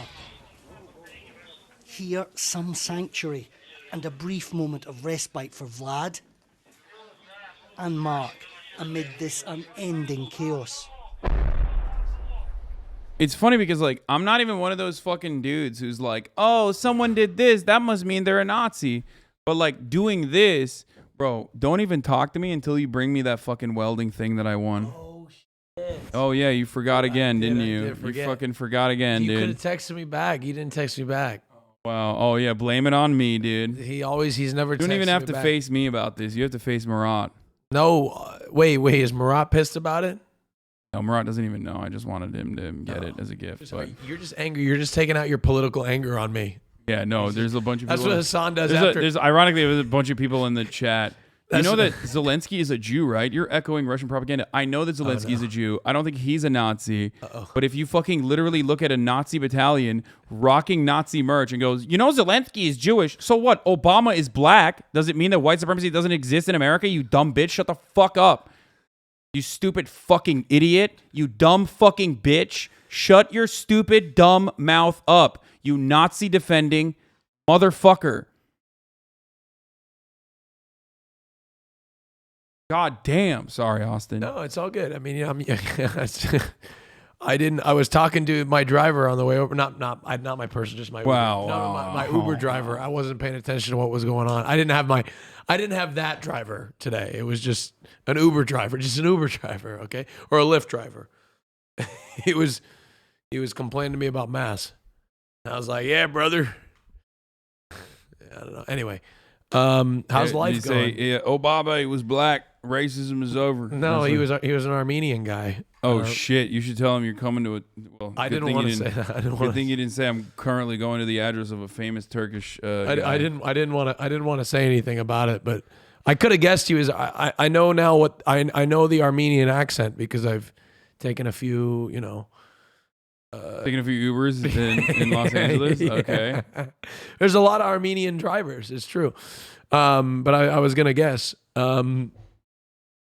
But can you give me that pack, Nick Dingham, right there, right in front of you? No, right there. Yeah, that one. So yeah, no, he was a nice guy. We were talking about him. He was. I don't know. He was telling me some stories. Like what? I'm not sure I believed. I'm not sure I believed all the stories. Like what? You know when somebody's like, look, he was a nice guy. I just got tested today, negative. All right, I'm good. So really nice guy. What? 100 Thieves. Is it old merch? Yeah, it's old apparel. Yeah, looks good. So he was telling me he's like telling me these stories, and the first story is like, you know how much my best tip was? Is that a good Armenian? I can't say. Like, you know what my best tip was? I can't speak on this. If I speak, I'm in big trouble. Like, you know what my best tip was? Okay, whatever. Fuck you. Do it. You can do it. He's like, you're not Turkish. $10,000. I'm like, oh shit. I was like, okay. I was like, how'd that happen? He's like, yeah, I got some guy. I picked him up at the airport. He said, I have this contract, $15 million. If you get me to the airport in 30 minutes, and this is like in fucking Burbank, the LAX. He's like, I told him, I said, close your eyes and just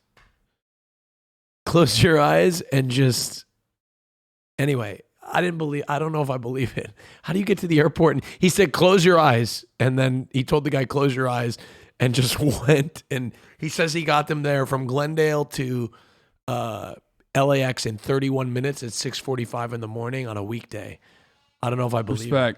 I don't know if I believe it. Anyway, the next one he told me where I was like, okay, the first one I'm like, okay, maybe it happened. The second one was, he ended up transporting a guy across he's like, yeah, I got a cab ride to Miami I'm like, from where? He's like, from Santa Monica. I was like, who calls a cab from that place to that place?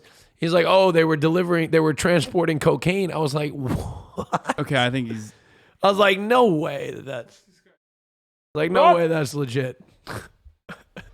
He's like, I didn't know. He's like, I didn't know until I got pulled over. Austin, what should I do with the shatter?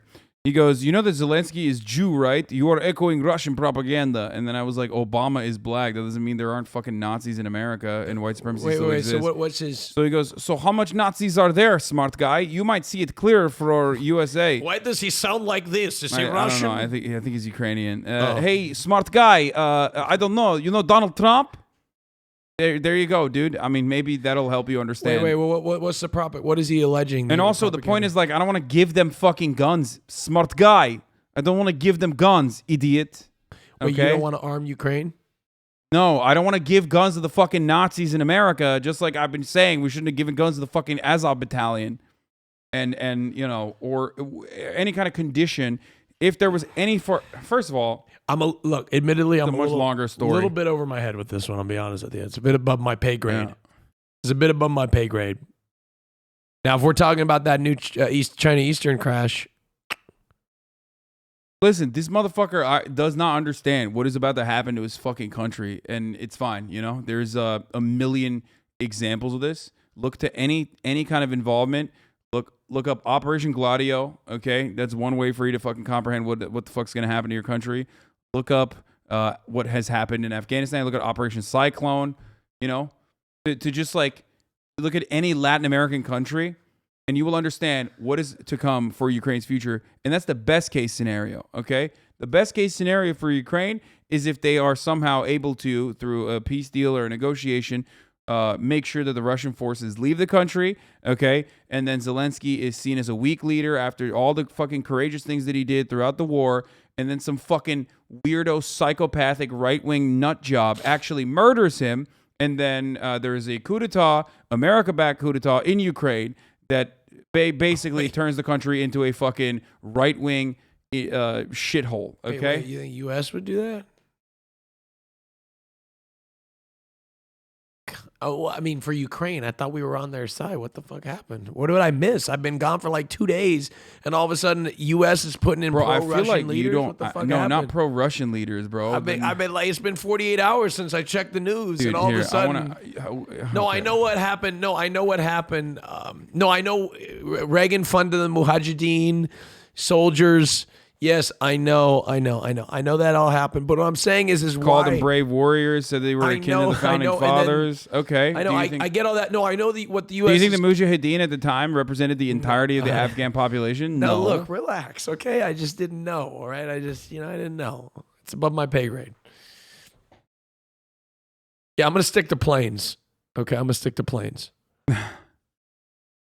Stick to place. Ukraine is our ally, lmao. They already have a pro-Western leader. Why would they coup their own guy?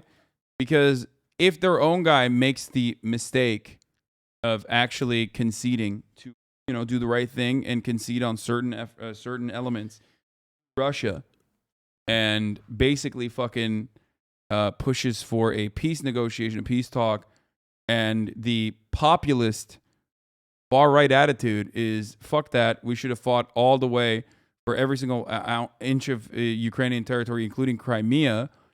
Okay? He is going to get fucking assassinated, straight up.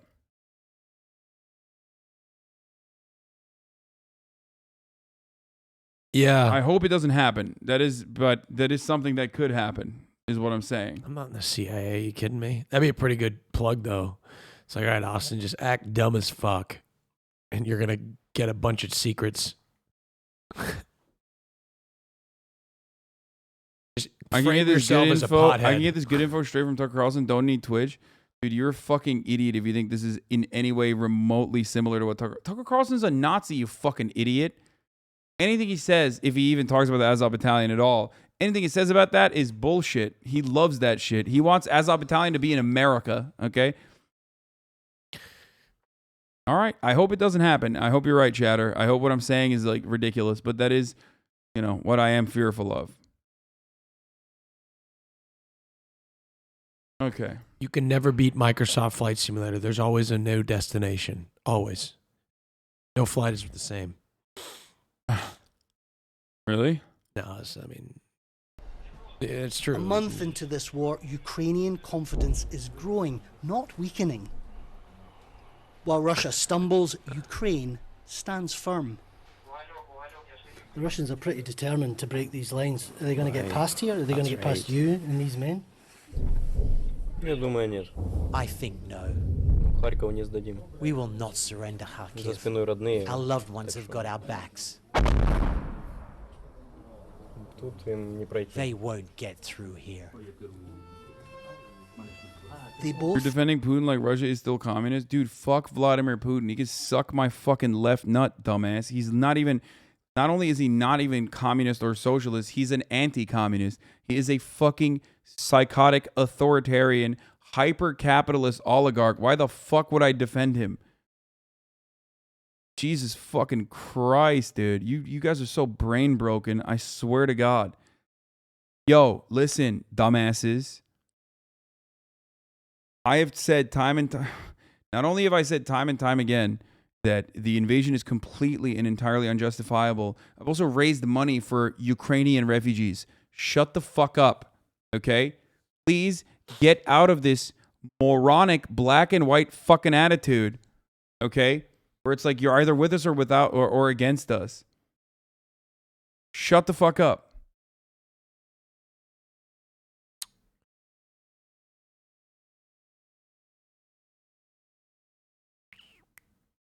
Dude, you don't have to dance around your chat's insecurities in their own positions. Most of the chat understands your point of view. No, I do. I have to. I literally have to. Just because you raised $5 doesn't mean you get a free pass to chat nonsense. What? What you are fearful of is not... Wait, I raised $5? Nazi lol? The fuck you talking about? They can use a swastika for all I care as long as they defeat Russia. Shut me. Come through, future teller. Dude, you are nothing. You are an American, okay? You are a dumbass, fat piece of shit living in fucking Iowa, being horny about like Ukrainian lives getting fucking ripped through shreds, okay? And you're like, oh man, I'm doing the posting, okay? I'm doing the posting. I'm in the posting war. I put a fucking Ukrainian flag on my Twitter. Oh, you raised $5 for Ukraine. Suck my cock, dummy. God damn, dude. I fucking hate this. I hate this so much, you pathetic Westoid, Angloid brains.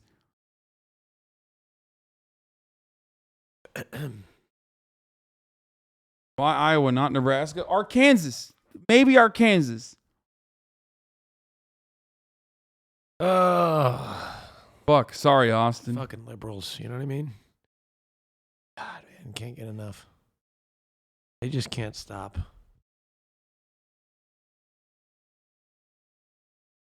You were so much nicer in that Twin Peaks explain vid. What happened? Good one. This has been a rough day for you. Has it been a rough day? No, it was actually a pretty good day, but the I don't know what happened in the moment. Oh, there's a particular fucking streamer with a dumbass, idiotic fucking fan base who is probably homeless right now because the streamer is banned.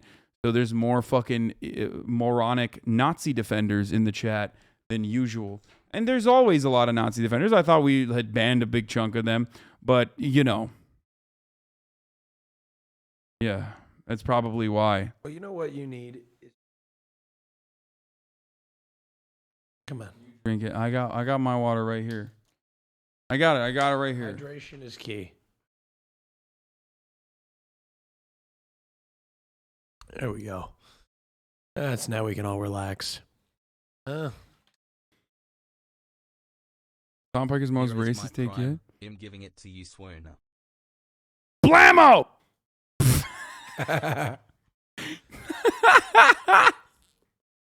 Oh no, I hate that. I hate that so much. Hasan Piker's worst take yet, most racist take yet, is the worst.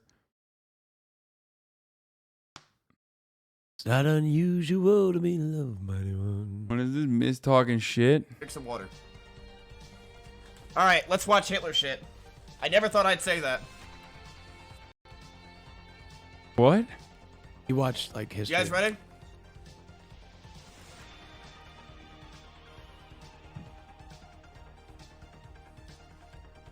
Oh, wow. Good one, dude. Good one, dude. Fucking whoop his ass next time. That's good. Hey, if I see you in the fucking streets of Los Angeles, it's a wrap for you, okay? Me and the homie right here, dude. Look at that. Look at that, dude. Me and the fucking boys, dude. Is that you? That's, yeah, me and the boys. Intercontinental ballistic missile, baby. Longest range so far. God, look at him. Look at him walking out with a leather jacket like it's no thing. Yeah, he's just, yeah. Look at that. He's just dripped out the fucking wazoo. My man's looking like Steven Seagal, dude. Straight up. He's like Top Gun, baby. Can they get a fucking new truck to hold those things? Why? It's sick. What do you mean? It's like fucking like, what is that? Like 100? I've seen those things for years. I mean, hey, why fix it if it ain't broke, baby? Yeah. Oh, dude, my new car got here. It arrived. I got a new car. Like in LA? No, in Oregon. What did you get? I got a Camry. You're such a liar, dude. Why the fuck would you say that? I got an X5M competition. Nice. Could beat your car's ass. You want to race? Fuck no, one can't beat my car's ass, bro. You You want to crazy? bet? Fucking nuts, dude. You want to bet? I would put a clinic on your Porsche. Let's do it. Let's drag race. Let's do that as a stream. A drag race on a track, straight? On a track. We'll do it on a track. You think your car would beat mine on a straight? Easy.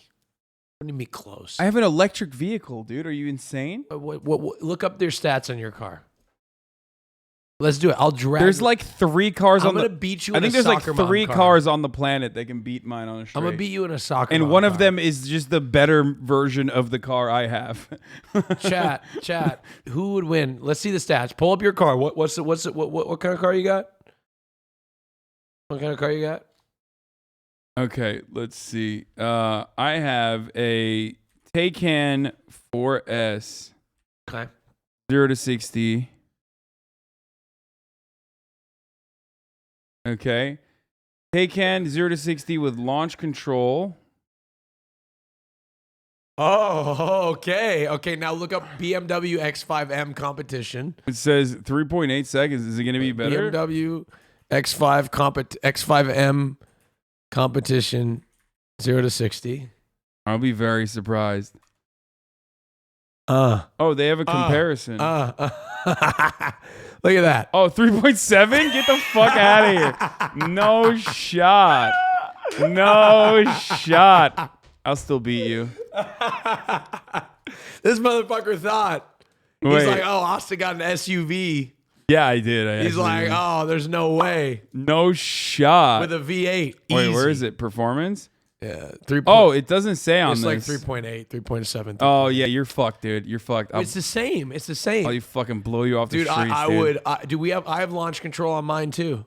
One of us will ship our cars to the same location. Porsche underreports is 0 to 60 times. By the So way, does BMW. So is BMW. No, it I've doesn't. seen him at 3.5. But no, the Tesla Model 3 is faster. Yes, the Tesla Plaid is the fastest. I think. Isn't the Tesla Plaid literally the fastest 0 to 60 time on the planet currently? Oh, that was 0 to 60 kilometers? No, it's not. Nobody gives a 0 to 60 kilometer. Oh my God, it is. Wait, what the fuck? Wait, no, that's wrong. No, that's wrong. No, that doesn't make sense. That doesn't make sense. No, that's not kilometers. No. Because my current vehicle with 450 horsepower goes 0 to 60 in 4.4 seconds. So there's no way 0 to 100 would be 0 to 100 kilometers would be like around the same. So wait, why would it? I mean, it says this it's one 3.7. Look at that 20. 3.7. Listen to the sound of it. Oh, that's a 2022. Yeah, it says 3.8, dude. Yours 3.8 too. Yeah, well, I don't know about that.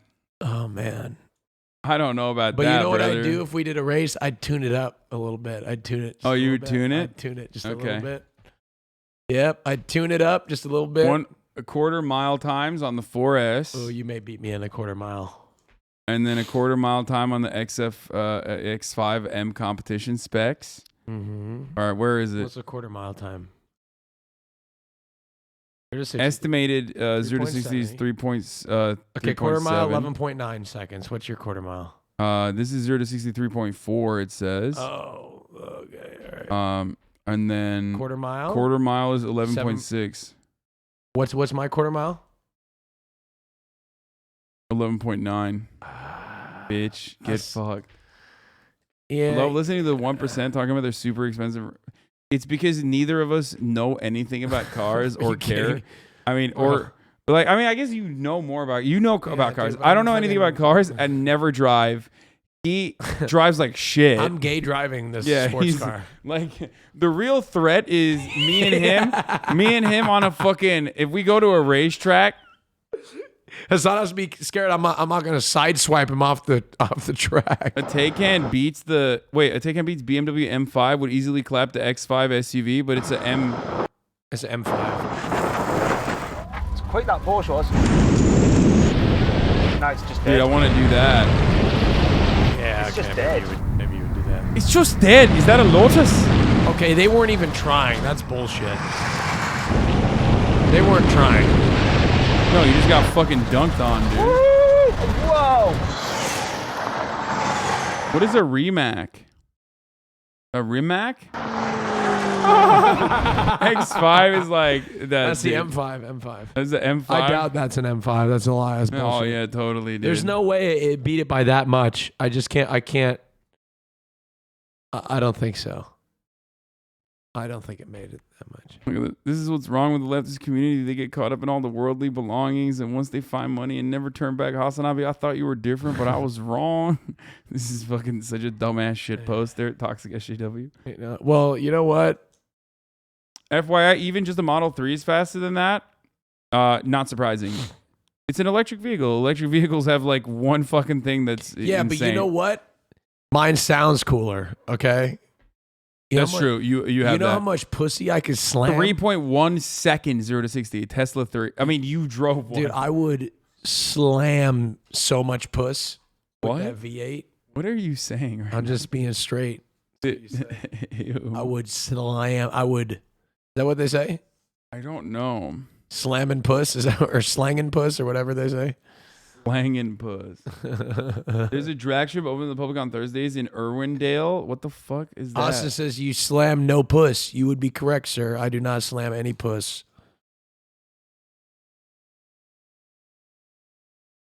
The Rimac is a $2 million electric hypercar. Okay, well. Is that what you just watched? Yeah.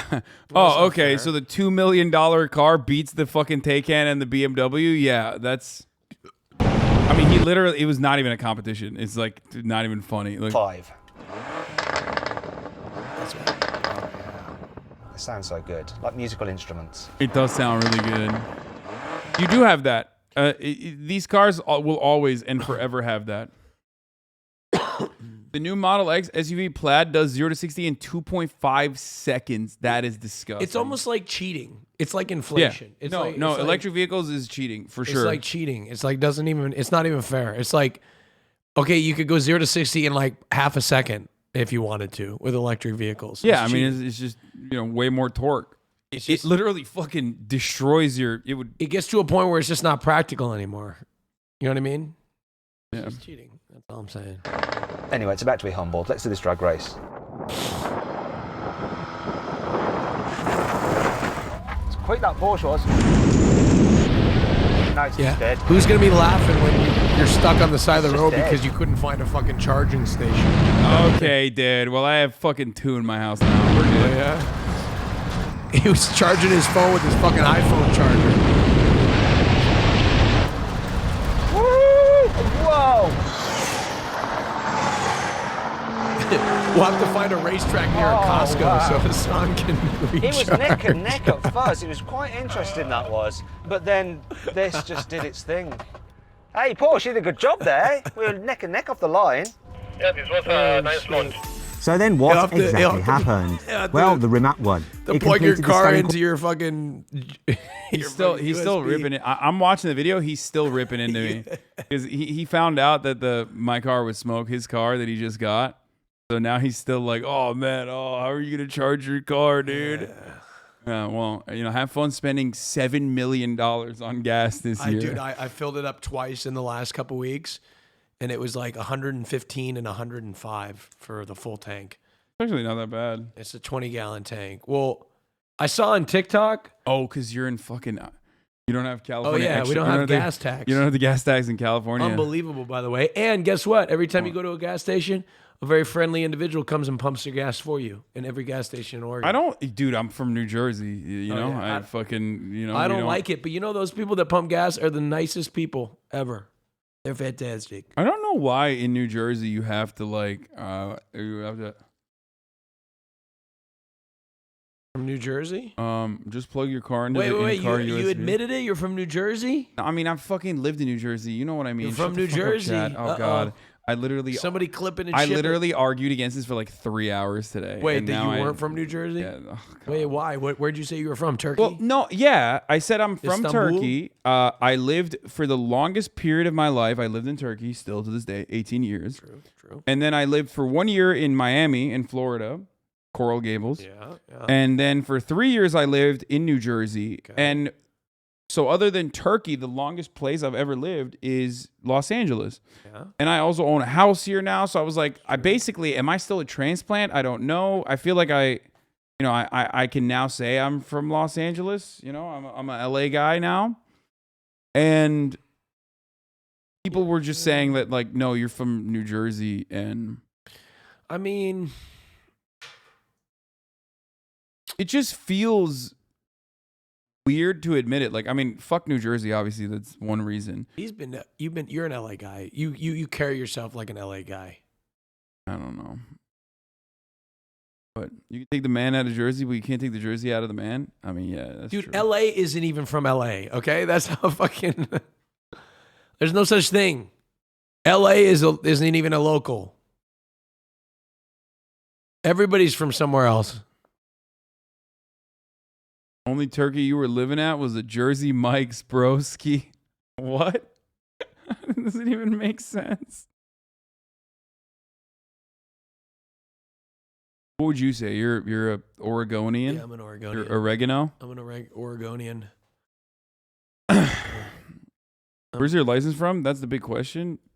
California. I've been living in California for fucking 10 years, dude. He's got an Istanbul driver's license. Oh, like... He's got a Turkish driver's license.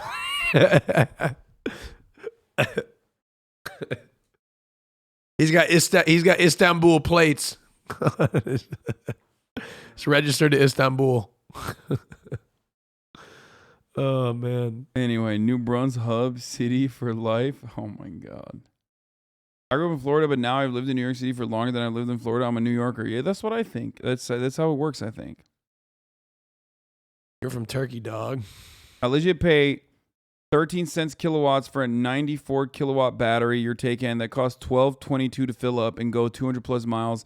LA pays 24 kilowatts, so you pay 22. Motherfucker knows what I pay technically for my Tay Cussy. Tay Cussy is $22 to fill up the tank. Wait, on electricity? Yeah. God, that's not cheap. You know what I mean? That's not cheap. I thought it was. Everybody makes it seem like it's free. You know what I mean? No. Really, $22? Yeah, but how many? That's what a gallon of gas is gonna be if Brandon has anything to say about it. You know what I'm saying? Look alive, Jack. Hey, you know what? It's hard. Right. It's hard to argue with it. Why the fuck do gas prices keep going up when the people I vote for are getting office? What the fuck is that problem? What the fuck's what? Can you tell me that? Can you explain me that? Explain to me why the fuck Brandon and Obabe raised the gas price. What the fuck is the deal? About to be $22 a gallon, Jack. What? I can't speak for Obabe. Oil companies? I mean, yes, that's the only reason why the gas prices go up is because of oil companies. They're price gouging. Well, what are we going to do about it? What are we going to do about it? Nothing. We're just going to suck it the fuck up, dude. What do you mean? There is no power. I think we should just go on strike and not buy gas. Okay. I mean, I'm cool with that. I mean, look, I'm gonna have to. Yeah, how are you gonna get your delicious treats delivered to you? When you need a fucking late night snacky poo. You know, when you need a little cookie. Every fucking night, dude. I can't. I don't know what to do, Hasan. I don't know what to do. I can't stay away from it. Every fucking night. At around fucking 11 o'clock, I eat so good. Grilled chicken, brown rice, all day. Strawberries, blueberries. Oh, you have a big cookie addiction, right? And then I fucking at nighttime, there I am with fucking vitamin D. Is it just cookie? Milk. Yeah, it's it's ice cream, it's cookies. Okay, so what I do, salt and vinegar chips. I have the exact same problem as you. I can't handle it. What do you do? What I've started, first of all, you got to stop smoking weed. Well, that's the issue. I take an edible and you know what happens? Yeah. This is what happens. I know what happens. This is when it's most dangerous. That's why I don't smoke. I'm high and I just jerked off.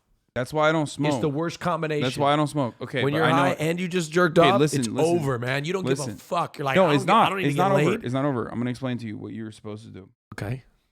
Okay. First of all, here's what I do, and this works. You have to cheat. You have to cheat your brain. Okay. So the way I cheat my brain is because I also have a big fucking sweet tooth. Yeah. What I do is, first of all, I love like gummies and stuff too, which I don't think you like candy, right? Those are straight carbs. So I like fucking candy as well. So what have I done for candy? Found a substitute. Smart Sweets. Not a hashtag ad, but I get Smart Sweets. They're in like individual packets, 100 calories per packet. Got a lot of fiber in it. It's made with like alcohol sugars. Okay. So that's what I consume. For cookies and for ice cream I use Halo Top. Okay. The entire pint of ice cream is 300 calories. And you know, some of their flavors are dog shit. Some of their flavors are good. Strawberry's pretty good. Vanilla's pretty good. Chocolate's pretty good. Okay. The basics are pretty good. Okay. So Halo Top is what I use, but Halo Top in and of itself is not going to get you going. So what I do also is if I have enough calories left in the day, I'll have a protein cookie. Quest makes protein cookies. A bunch of brands make protein cookies. So I'll either have a protein cookie, like a Snickerdoodle Quest protein cookie, that I put in the microwave. Okay, warm it up. Yeah. And then I fucking lab on like a third of the pint of a Halo Top on top of it, dude. A little strawberry Halo Top action. Boom. All of a sudden, you have like all of a sudden you're eating the same calories as a fucking real cookie. No, you're not. 100% are not. Actually, well, first of all, the macros are a lot better. Yeah, that's true. So that's really important. And it's got fiber in it too. So it's like, he's right. It keeps you more full. You're saving some calories. And also, if you were to eat like a regular cookie, if you were to eat like a regular chocolate chip cookie, that's like 300 calories starting. Last night, what? I ate a cookie and then I fell asleep and I blacked out and I have vivid memories of being half asleep, eating another cookie, and I woke up and there was another cookie missing. I don't even remember. I was like I was barely conscious.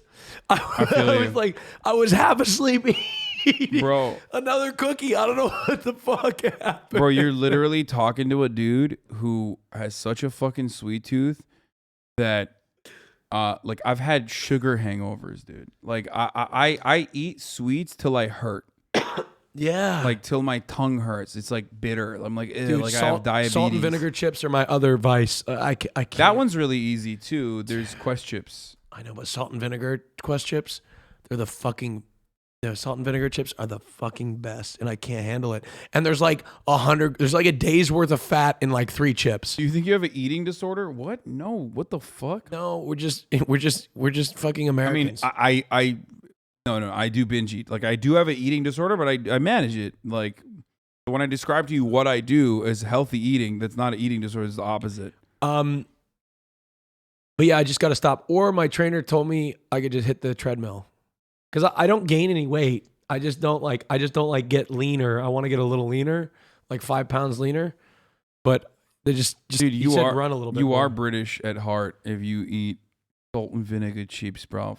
It's your preference. Yeah, they're fucking lovely. It's salt and vinegar chips, bro. I love it. I fucking love it. Yeah. I go mental. Yeah, I do. I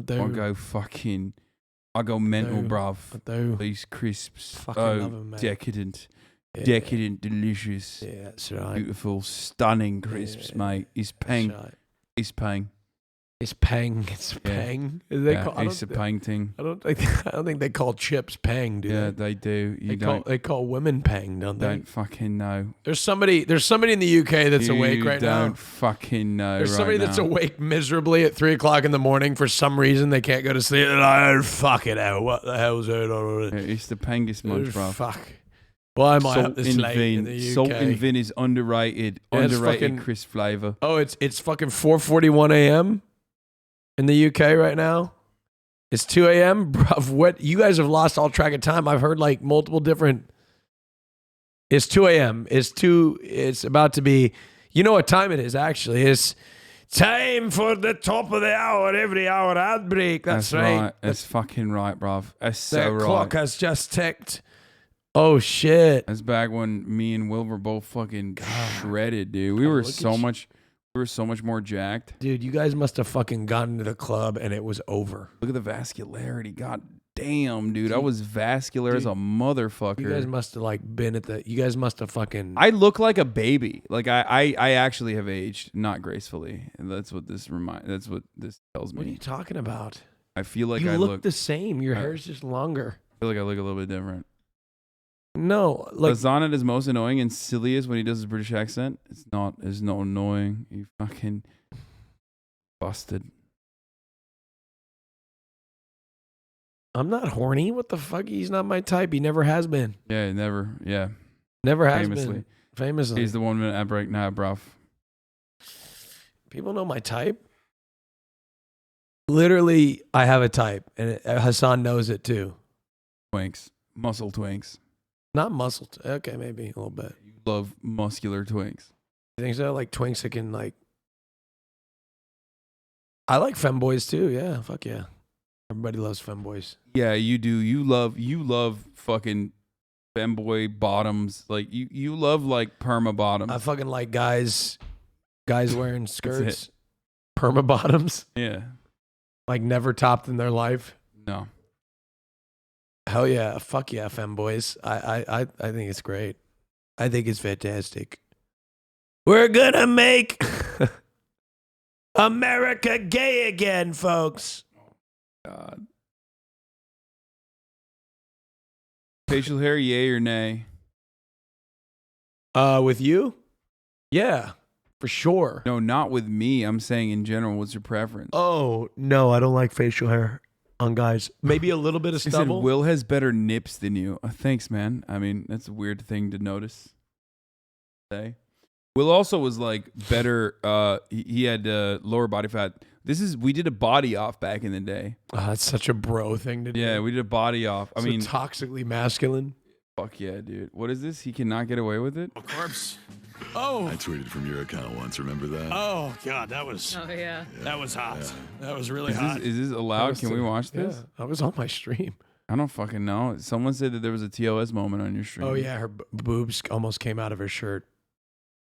Young PZ was looking, trying to find out, if it was TOS or not. She had pasties on. It was all good. A corpse. Oh. I tweeted from your account once. Remember that? Oh God, that was. Oh yeah. That was hot. That was really hot. Nothing gets me going like a tweet from my account. Doesn't happen very often, let me tell you. Oh. Stop moving. Me either, man. Me either. Hold on, Will. Hang on.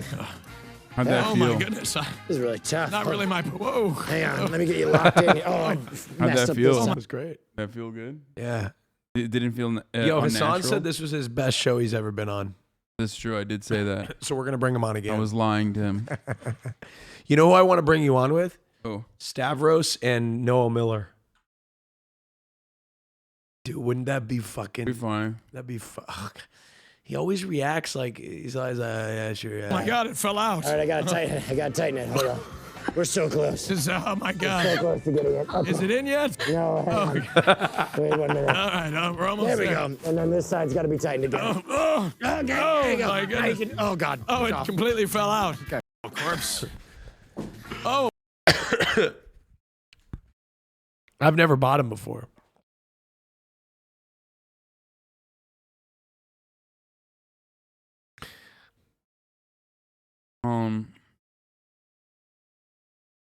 If Austin was a dinosaur, he'd be a triceratops. It's a good one. Good one, Chowder. Okay. I am a bottom virgin. Hasan pretends to be cool for anything. That's not true, do I? No, you just everybody perceives him as cool because he just don't give a fuck. That's why. I mean, there is truth. This is to how that. Hasan. Can I tell him how you greet people? Yeah, okay, do it. Like this here, you got a full cam. Hasan, like, if somebody's gonna come greet him, it'll be like this. I'll be like, Hasan, meet my friend John, and it'll be like, all right, what Come on, bro. What we doing? It'll It'll be like this, yo, all right, what we doing? That's exactly. You know, I literally, everybody's just like excited. I'm like, I like talk him into it. I'm like, yo, he just takes a second to warm up. Really? Yeah. I'm like, you know what I've actually said? I say, you know how they say don't meet your heroes? Oh, come on. You're just ripping me now, dude. That's not true. I don't mean to. He doesn't mean to. He doesn't. You know mean what? to. It's just, I'm awkward. No, he's socially awkward is what it is. Yeah, I'm just scared. Now, I'm too much, though. See, I'm too much, right? Bro, I'm the opposite. you are a menace, dude. You're hard to, like...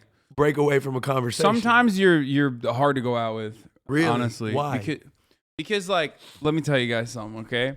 You go out with Austin, you're not going out with Austin. Austin's going out with everyone at the function, okay? He's like an animated sequence of Flash or something where he's like, blip, one moment he's right there, and then like he's like talking to someone, bloop, and then the next moment, like before you figure out, he's already moved on to the next person. He's talking to every single person. He's like jumping from. He's homie hopping. You know what I mean? It's true. I'm never with one group during a party. I move groups. I migrate around the party. Sometimes I'm a lone wolf. I'm analyzing what part of the room I want to go to. Yeah, he's just like, he is literally just everywhere. He is a turbo mingler. It's true. Okay? It's true. He can't stop. I, on the other hand, I like being, the life of the party or whatever, but I don't really do that as much anymore. I don't do that at all, actually, anymore. Now he's just lifeless of the party. Okay, bro. I'm kidding. It's a joke. It's just a joke.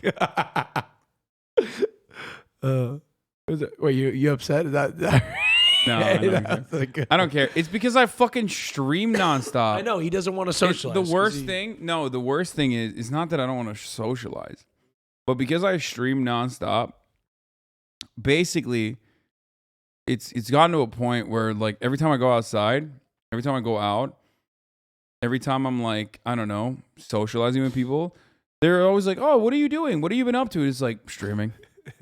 It's always the same. I don't do anything. So I have nothing cool to explain. You, on the other hand, you never stream. So you got cool shit going on all the time. Bro, I stream once a week, okay? Like I got That's this true. once Now a you week. do. You do actually stream now. I stream it's now. Crazy. Dude. I'm a streamer now. You know, I put in More streaming hours in the last month than I did all like the last 3 or 4 months of the last year. Proud of you.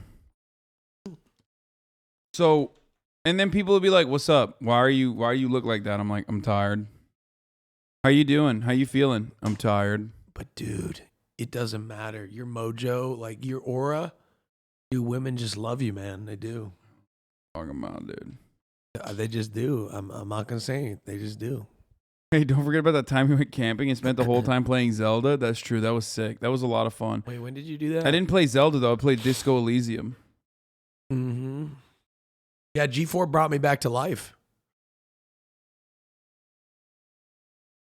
Yeah, when I go outside, or when I socialize, one of the things I want to always do is basically I want to fucking talk about Elden Ring, you know, when I go out, and nobody wants to do that. You want a game. You want a game. Everyone's like and talking about some fucking whack shit. I don't know, like, oh my god, isn't Gunna great?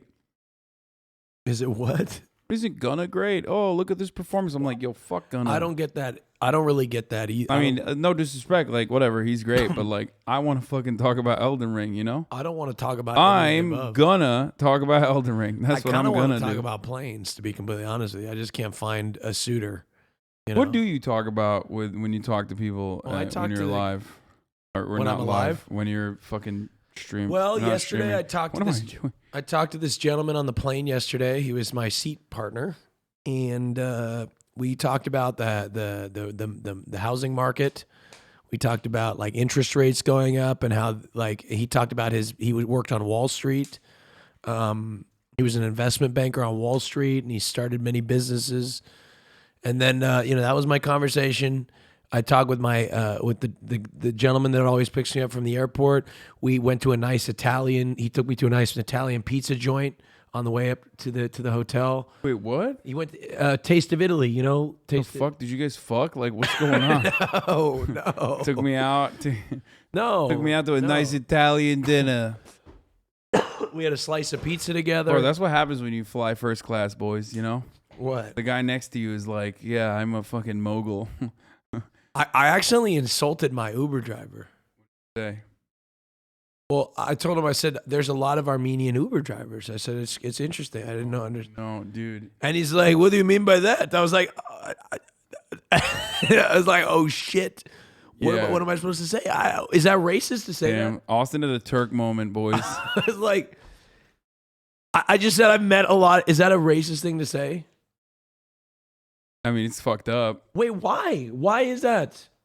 I don't know. He's just like, you're just saying like, you know, a lot of Armenians are driving Uber. It's a stereotype. No, but the fucked up thing is he says, what do you mean by that? I was like, I don't know. He's like, yeah, you're right. I was like, oh, why the fuck did you put me on blast like that then? Why'd you? He's like, yeah, you're right. There are. I was like, oh, okay. Well, then we're cool, right? I guess.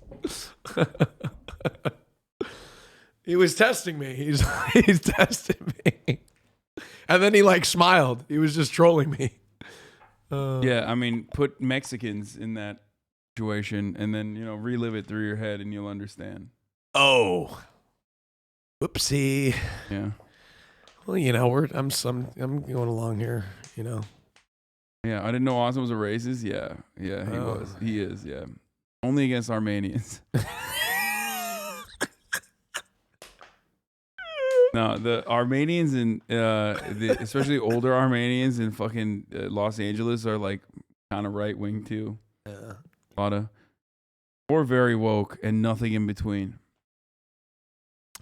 What else can Joe do in Ukraine? What the fuck is he supposed to do? Wow, you're gonna defend him right now? How dare you? What the fuck is he supposed to do? How dare you, dude? Like, what else is he supposed to do? You know what I mean? Like, what? I mean, you're actually right. By the way. What the fuck No, else? You're 100% right. Like, I don't get it. Like, this is what we got, guys. Come on, we're lucky he's fucking not shitting his pants, literally. Holy shit, Murat, what's going on? Wet, dude. I know you are wet. Gonna get me wet. And he's working like a Giga Chad. What are you up to tonight? Are we out? Yeah, if you want. What are we gonna do? Are we gonna party? Yeah, you want to go to the clubs? Fuck yeah, dude. Let's go to the gay clubs. No. Let's hit up the gay clubs. No. Let's hit up Rocco's. I don't want to go to. Come on, let's get some. Absolutely not Rocco's. Let's go get some dick in your God. face. That's what Hasan does. He goes. After his anger on streams, he goes and hurls homophobic slurs on Santa Monica Boulevard. Yeah. To get all this anger out, he takes it out in the LGBTQ community. I'm a foe, dude. I'm a fucking enemy. That's dude. what he does. He's got to take all his anger out. Yeah, So he why takes do you it think out I on live in West Hollywood, Chad? It's proximity to gays. So I can, easily. So he can continue to exercise his foe. So I can find gay people to hurl homophobic slurs at from the comfort of my home. You know what I mean? From my balcony. It's true. I have a slur balcony. It's true. It's what he did. Believe me, I've been on the other end of it. Yeah. I'll be like, is that Hasan? You got so turned on. I was like, yeah. Now, you know what's fucked up is he does it because he's angry and he doesn't like gay people.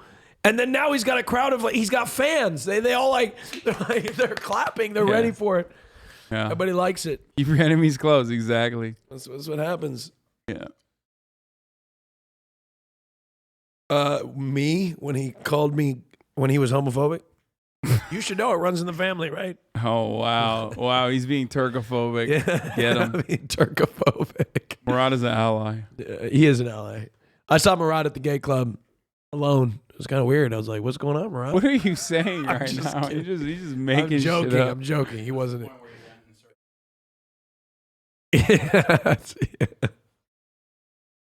Murad, is your trailer done? Are you taking it out tonight? Oh, let's go. That's what we're gonna do. We're gonna take his trailer out. Yeah, we're using it to hurl slurs at gay people. Yeah, they're gonna be the homophobia. He's putting all his He's rallying up all his homophobic friends. 100%. What is this? Avengers is the real world. Why do Marvel movies need like 3 hours to accomplish what the Powerpuff Girls did in 11 minutes? Because the Avengers is the real world. They face real threats. They aren't just some ball-sized girls fighting a monkey with his brains out. A fucking guy in a devil costume. He's a liberal, probably, so yes. Liberals think Avengers is real. It is. Yeah, they do. See? I mean, what is this? Tell me real quick. Someone said, I'm cracking up at Austin putting on his chapstick like such a guy. Wait, what's wrong? What is that? Here, full cam. I'm just gonna show you this is what you do, right? Hold on, let me just. That's some bottom behavior. Is that better for you? Wait, I thought he was a self. Is that better for you? Are you trying to beat the selfish top accusations? I mean, look. That was going on. It seems like all I'm saying is sometimes you want a selfish top. That's all I'm saying. But I'm not a selfish top. You are a selfish top. You can't. I keep losing. I keep going in and out of this title. No. You still are. You know. But yeah, most Americans don't like Biden's Ukraine response and worry about inflation, Jack. Disapproval is highest among Republicans. Why? What is it? What did they want him to kiss Putin or something? Like what? I don't get it. Overall, only 36% of Americans say Biden's doing a good job in response to the war in Ukraine. That's insane. I'm sorry. I know he's like, that's an insanely low number. That is like unfair. Like what do they want? That is an unfair number. I actually don't know. I Like have no idea. I kind of want to find out what they want. They're like, they want him to, unironically. They're saying he's too cautious. What, he's too cautious? Only 7% think the U.S. should be doing less in Ukraine compared to the 39% who think we should be doing more. Doing more? What the fuck do you think we should? Oh my God, the American public is so fucking stupid. What is it? Oh my God, what happened to Virgil? What the fuck? Who's that? Oh my God, the American public is fucking dumb. The poll was conducted March 18th to 21st Oh my before God. Biden traveled to Europe. We are so fucked. We are so fucked. Most Americans say they're paying close attention to Ukraine. More than 90% of respondents answered correctly that Russia invaded Ukraine, not the other way around. And more than, there's still 10% that thought Ukraine invaded Russia. God, we are the dumbest country on the planet. Okay. And more than 80% know that the U.S. has imposed economic sanctions in response. Pretty good. It appears that Russian disinformation campaigns have mostly failed to sway a large number of Americans. For example, only 2% of polls respondents believe the false claim that Ukraine is governed by Nazis. However, another Russian conspiracy has gotten some traction. 1 in 10 poll respondents believe that the U.S. operates biological weapons labs in Ukraine. Only 33% of respondents correctly identified that statement as false, while more than half say they don't know. Okay. There's broad support for Ukrainian refugees. Nearly 3 in 4 Americans say Ukraine should take U.S. should take Ukrainian civilians. That includes 2/3 of Republicans who tend to be more skeptical of refugees and asylum seekers. I wonder why. Hey, chat. Can you guys? I don't know. Can you find out why you think even 2/3 of Republicans are pro-Ukrainian refugees, but usually they're very anti any kind of other refugee? What's different about the Ukrainian refugees than, say, Haitians or Mexicans or Guatemalans or El Salvadorans? I'll take white, Bob. Yo, ding, ding, ding. That's right. What is white, Bob? Oh, man. Oh, that's crazy.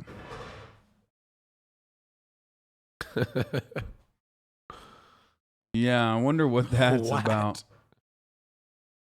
I'm sorry though, nobody's white enough to live in Salt Lake City. Jesus Christ, holy shit, that's a whole. Where'd new that come level from? I've been to. It's like a whole new level of white. Jesus Christ, I've been to like even I felt like I was ethnic in fucking Salt Lake City. Austin putting on chapstick. POV, a guy coming home. Wait, this is literally true though. That's what I do. POV guy eating anything with a fork. POV, a guy using any facial product. POV, a guy putting on chapstick. I'm not like that.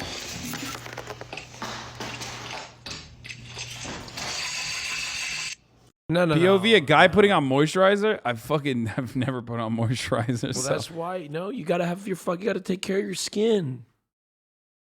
That's not me. No, I put on facial products a lot differently. How do you put them on? What? How do you put them on? Well, I mean, I cleanse my face. I don't use. Wait, what did I say? I don't use moisturizer, brother. That's gay. Fellas, is it gay to take care of your skin? It's like you're putting cum on your face. I use a milky cleanser. Mm-hmm. Okay. I use my milky cleanser, and then I use my Intense Defense serum. Okay. And then I put on my Lytic, and then I wait 10 minutes, and then I put on my moisturizer. That's so much work, bro. That's crazy. Fuck it. YOLO. Twice a day. Fuck it, YOLO. I'd rather have fucking, these marks on my... You gotta wait 10 minutes. Do this. What? Do this. Raise your eyebrows. I need Botox. Yeah, raise your eyebrows. I have way more prominent lines than you do. Yeah, because it will give me a couple months and I won't have any lines. Are you gonna Botox it? Bro, You're too busy washing your face with literal hand soap? Wait, why not? You're not supposed to do that? I've never gotten Botox before. I was joking. Wait, what are you washing with hand soap? My face? Oh, God, you're such a fucking straight guy. It's now I know. I definitely know you're not gay. There's not a gay bone in your body. It doesn't make sense. There's a fucking thing right there. Straight. There's a thing right there for your fucking face. Isn't hand soap? Dude, you're going to look 80 when you're like You're gonna fucking look 40 by the time you're 35. Yeah, Why he's do people right. say that? I think I'm fine.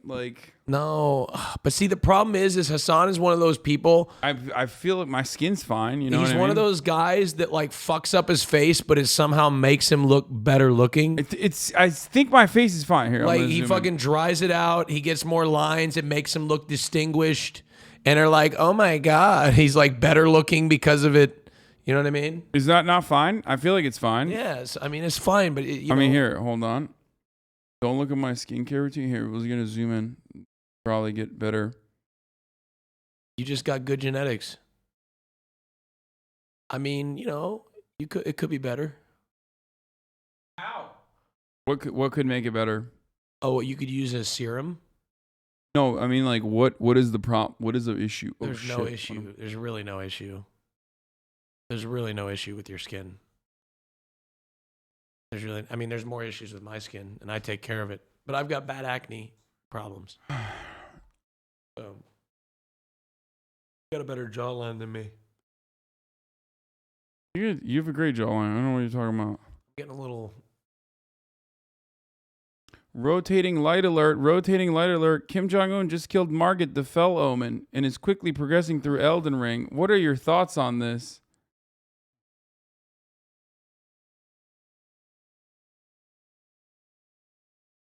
But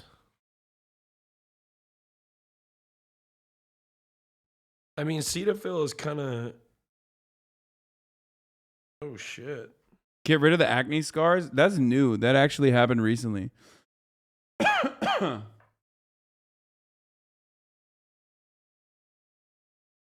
Here's my skincare routine as a black man. DHC oil cleanser, image skincare, salicylic acid cleanser. Dude, that is so much shit. I can't even read the rest of that.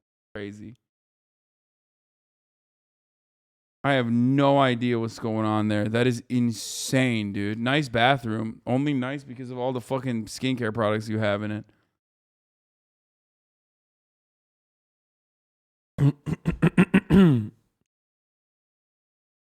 Yeah. What? Trudeau dick socks? I repeat, Trudeau dick socks? What? Oh my god. Wait, he's got dicks on his socks? What the fuck? Yeah, he does. Why would he do that? I don't fucking know. You have discoloration on your face like spots, or is it the camera? No, I have freckles, dude. So many motherfuckers have never seen white people before, I think. Like, what is happening? Freckles, dude. Freckles. When I'm in the sun, my face starts producing what is known as freckles, okay? It's crazy. Dude, my alt account got verified. I feel like that's not a good thing. Oh my god, you bummer, dude. Well, no, because people are confused. Like, which account do they follow? Okay, they follow both. Who cares? All right. Okay. All right, I'm starving and I'm tired. I think I'm gonna end it here. What? You kidding me? We can't even cover the China Eastern. Oh, they found the They found one of the boxes. Okay, what do you want to say about it? Last words, go. I don't have no new information to report. Okay, dude. I would like to withhold my comment until the conclusion of the investigation. Okay, here's a 3-minute ad break now. By the way, thank you, Austin, for coming on Thank you the for having me. broadcast. This was a wonderful experience. Thank you for having me. To have you. You can follow me on Twitter at twitter.com/Austin on Twitter. There you go, Okay. mods. Yeah, Austin now has a what, a game show? No. I meant you now also have a fucking second Twitter verification. Second Twitter verified. Yeah, Mr. Austin Show. Wait, what is this?